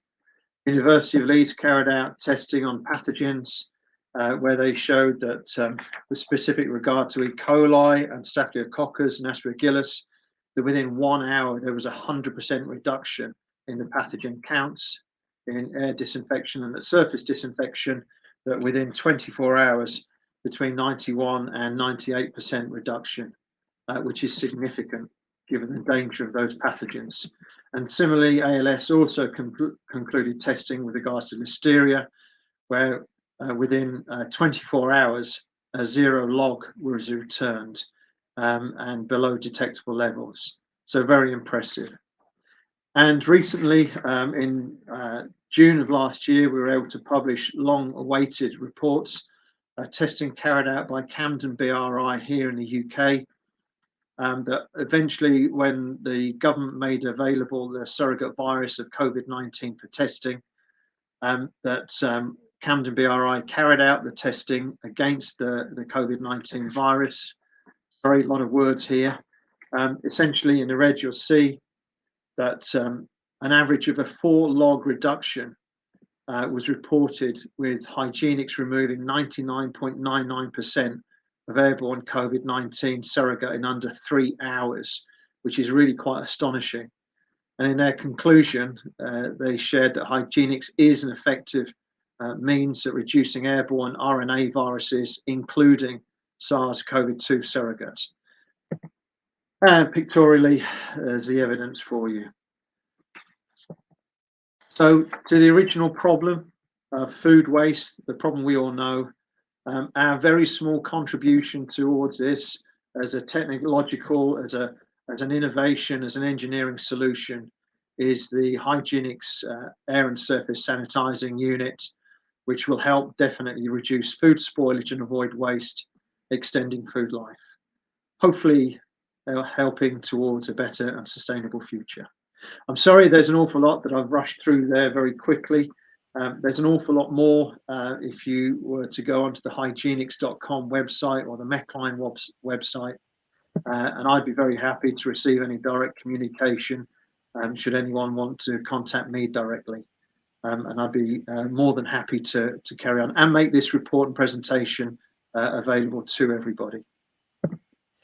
Peter, thank you so much. That was both fascinating and revolutionary. Please stay around because I'm sure there'll be plenty of questions to be asked. I'm seeing many comments, but I'm not seeing many questions. Okay. All right. So please let me introduce to you our final speaker of the day. So Keith Warren is from the Food Service Equipment Association. The FEA represents manufacturers and importers of equipment and the supply chain businesses who design and service commercial kitchens. Keith's role means that he is directly engaged with the engineering developments that the industry as a whole is undertaking to meet the challenges of the sector as it seeks to meet the environmental targets and policy objectives. This includes energy use, gas and electricity, water use, air quality, food waste and fats oils, and grease management. Keith will also cover the barriers to further developments and innovation. So our last but by no means least speaker, please Keith, take it away. Thank you, Chrissy, and hello everybody. Thank you for the warm introduction.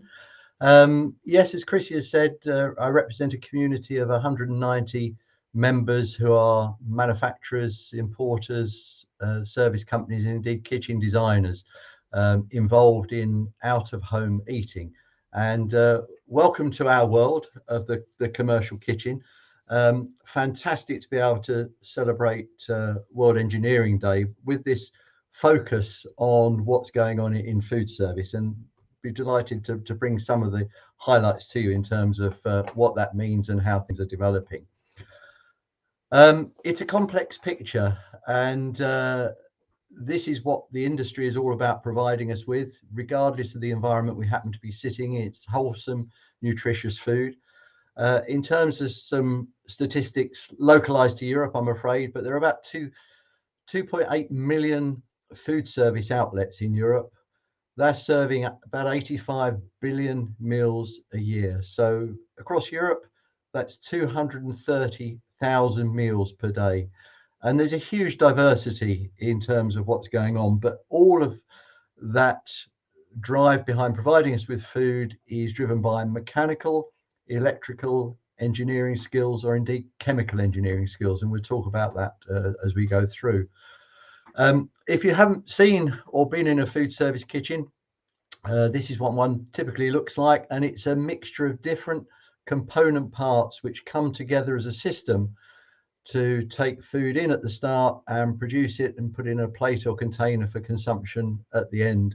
And there you see a list of all of the different product types that are involved in that system coming together. Very different to a domestic environment, and very different sets of drivers for that, and we'll cover that off in just a second. So integration is the key with all of these products, and that's the huge engineering opportunity that sits behind what we do in the food service equipment market. As far as the industry is concerned, it's broken down into two main parts: primary operators and secondary operators. And just want to take a quick look at that. And in the UK specifically, there's about just under 500,000 of those. I mentioned the European figures, but let's look at what makes that up. It's quick service restaurants, formal restaurants, accommodation sector, hotels, retail food, pubs and clubs, all form part of that primary. It's where the main objective of that site is to produce food and serve it to a customer for a profit. The secondary food service market is equally diverse. It's travel, the public sector, armed forces we've illustrated there, the healthcare sector, education at all levels, prisons, community services, workplace dining, and leisure and recreation. So it's where the food service operation is secondary to the main site requirements, which is to deliver something else. So huge amount of diversity there. If we look then at the Sustainable Development Goals, I think we are probably unique in being one of the highest qualifying sectors where those goals impact on the operation and the food service establishment. So 11 of the 17 affect what's going on in food service.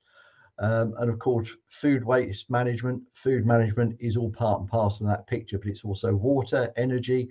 You can see the list there, and I'm sure many of you are familiar with that list and what it comprises. I'll focus a little bit more in a second on some of the other drivers, but we've heard from some of the previous speakers what's going on behind the scenes in terms of the computerization and the connection of equipment. There seems to be a tipping point that over the next 20 years, 80% or more of the current jobs will be obsolete or fully or partially automated or redesigned. And that's a theme that we've seen coming through in so much of what's been presented to us this afternoon. But what it means is a freeing up of that opportunity for employees to add greater value elsewhere within that commercial kitchen through providing added value in creativity, innovation, problem solving, or straightforwardly customer engagement. So it's about a reuse and a redistribution of that opportunity and to provide a different basis of employment. So a couple of key drivers there, but let's look at the other ones that feature.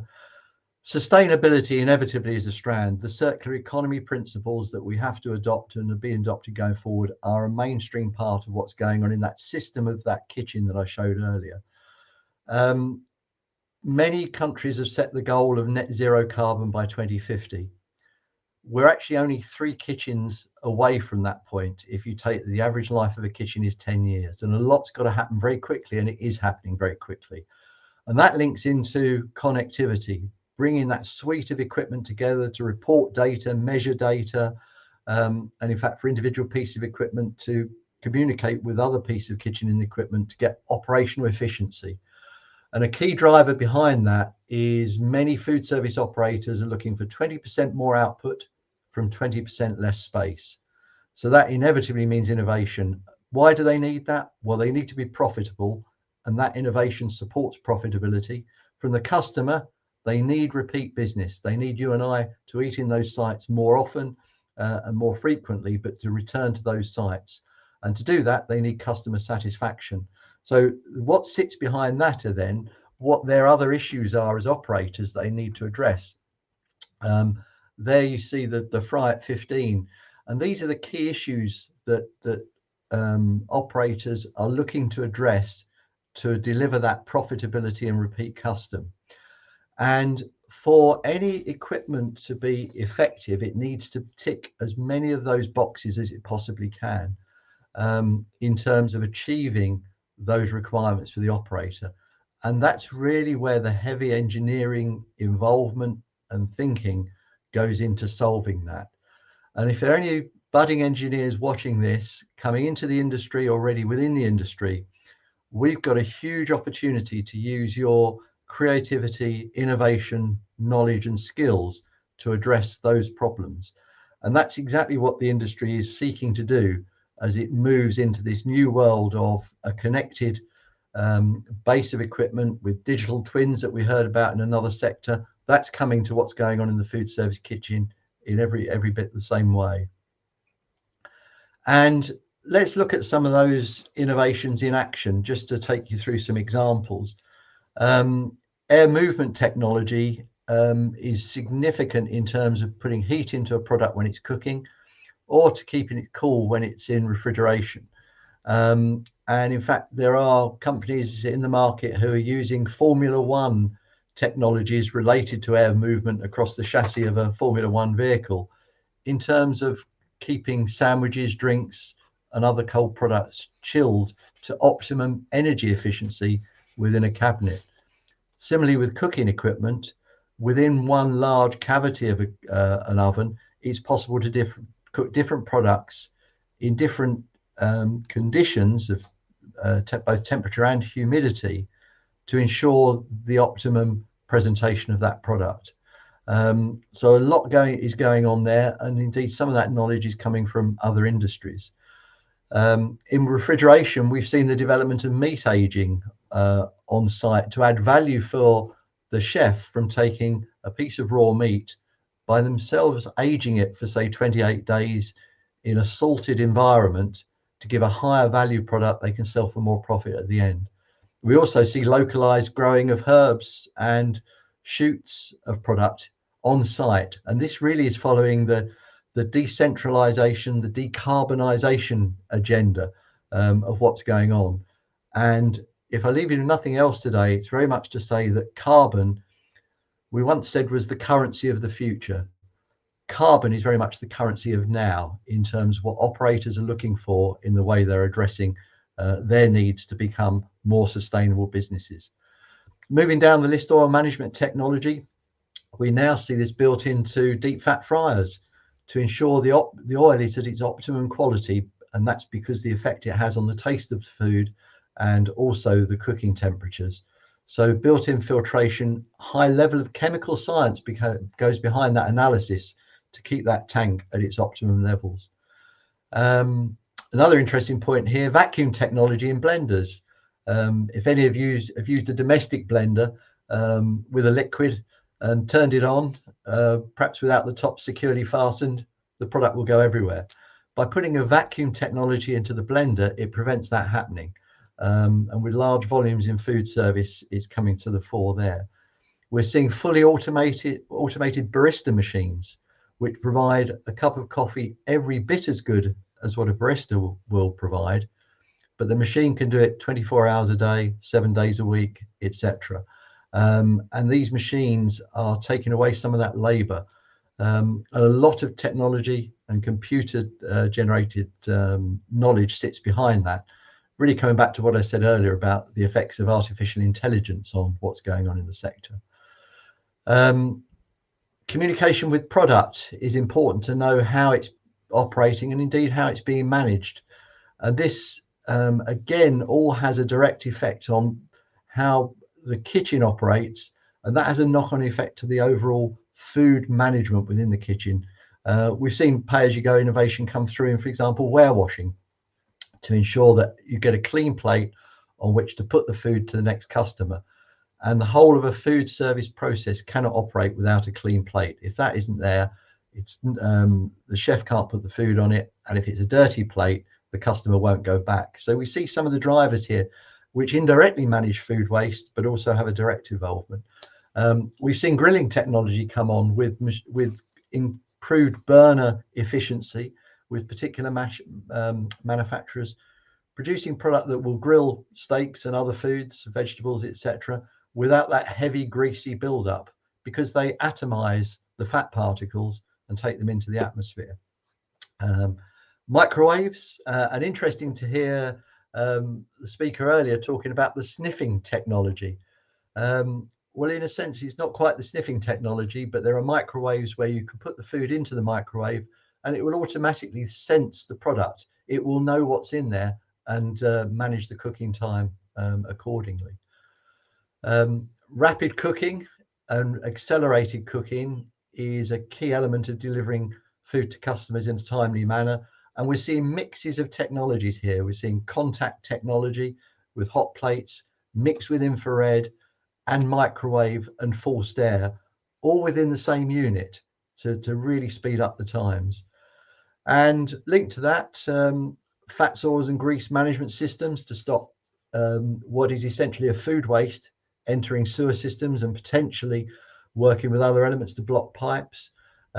We see the physical retention of fats, oils, grease, as well as the bacterial breakdown of that grease to prevent it causing a problem elsewhere.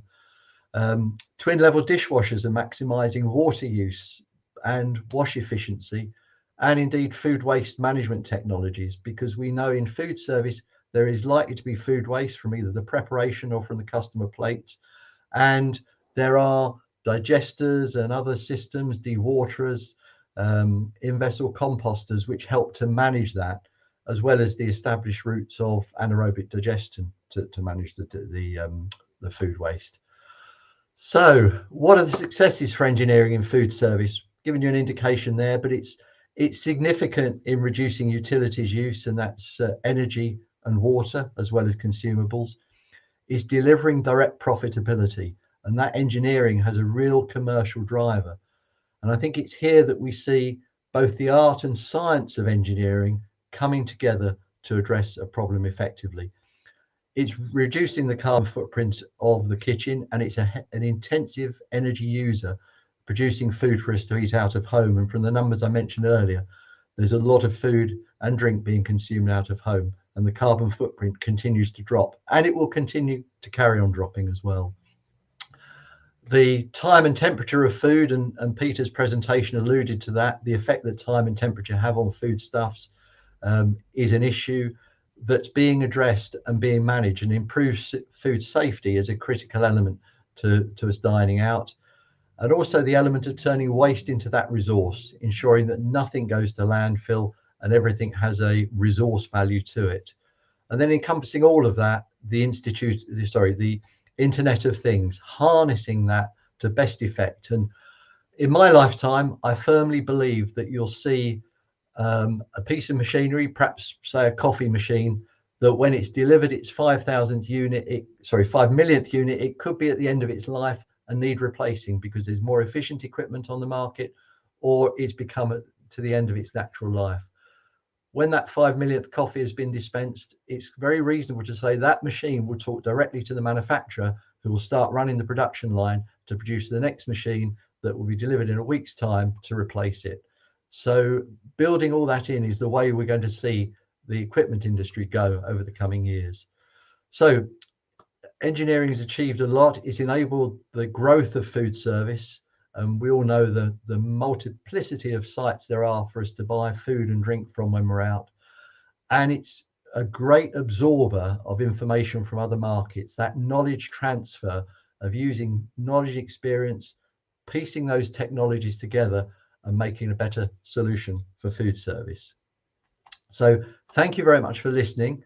I'll just flag up now that in the presentation that I've asked to be circulated after the event, there are a selection of innovations that are on the end of this presentation, which perhaps bring that a little more to life with a little more detail on some of the products that you might be able to use or that you might be interested in looking at. So thank you, Chrissy, and thank you all very much for listening. It's been a pleasure talking to you. Thank you so much, Keith. What a fabulous end to what has been a phenomenal webinar. So we're going to take some questions now from our amazing attendees. So thank you for coming back to join us, Vikram, Peter and Keith. And I believe, Peter, the first one is for you. Good. How much coverage area is taken care of by the hygienic smaller wall-mounted unit? And how do we get the servicing done for the same to ensure the best efficiency over the period of time? Or efficacy? Okay, good question. The hygienics base unit, it doesn't change in size at all, but there are numerous options of different size or power of lamp. So there are 3 different lamp outputs that will cover essentially 10, 20, 30 square meters of room space. And then, of course, it's a question of multiplying up. So it could be on if a room space, a cold room space was 50 square meters, it would be 2 units that would be in that space. We purposely designed it to be very, very service friendly and not require difficult servicing. The key thing with UVC, as with any UV, there is a drop off of the life of the actual lamp unit itself. So after 12 months, the unit will actually tell the user, it will alarm, and it will show the user that the lamp needs changing. It's a very, very simple process. So the lamps can be provided. They are all color coded. So it's a very, very simple job. So it doesn't need an engineer to look after the unit, and the unit will tell people when the lamp needs changing. Fantastic. That's true technology, isn't it? You don't need to be the engineer to keep it maintained. No, Okay, and just a comment from Jazura for you, Peter. He is really pleased that the technologies to extend the freshness of perishable foods will have a good return on investment in the African continent. And Keith, a question from Jazura for your good self. He would like to have your contact details, please, because I think he was very enamoured by these job opportunities at the end of your presentation, which I'm loving. And I think that's something that's really crucial about webinars, is that they are very interactive. So I don't believe we have any more questions. I'll just do a wee double check. Yep. I think that's us. So please stay with us for the final 5 minutes as I bring the webinar to a close.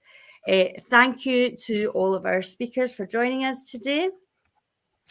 And I'll just take you through the last few minutes.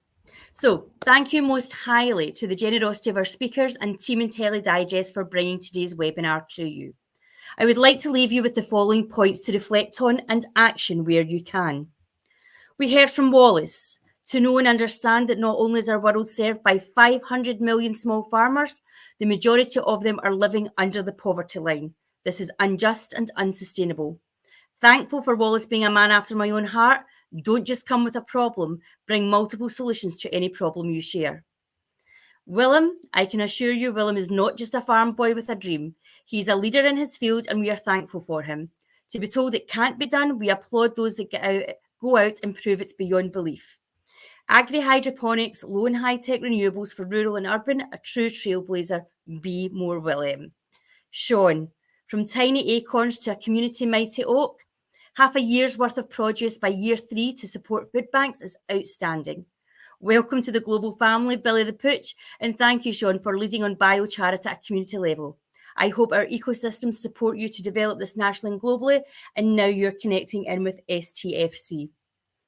We heard much insight from Sonal, from space to soil, from data science through to partnership masterclasses with our very own IntelliDigest. Phenomenal.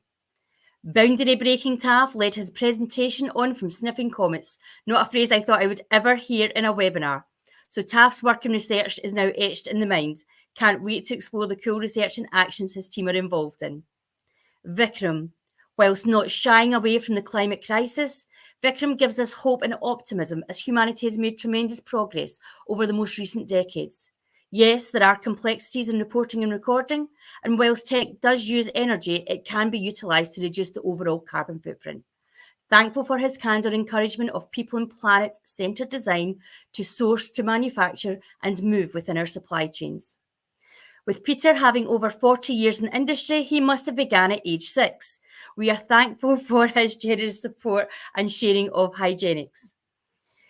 For 14 million tonnes wasted globally each year, that is energy and nutrients going to waste.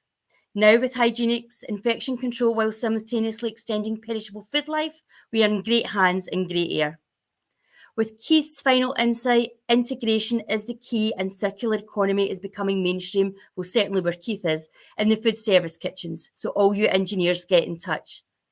And finally, as Dr. Kanu is not able to be with us today, I'll leave you with a quote from Wanjiru Kamu-Rutenberg, Director of African Women in Agricultural Research and Development.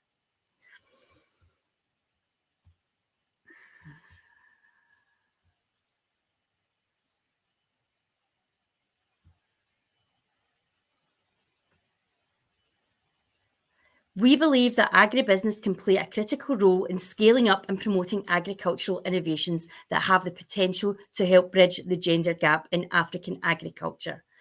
As you can see, there was some phenomenal applications for the Agri-Techpreneur programme. So please, everyone, thank you so much for joining us for International and World Engineering Day, and look forward to chatting with you all soon. Thanks and goodbye.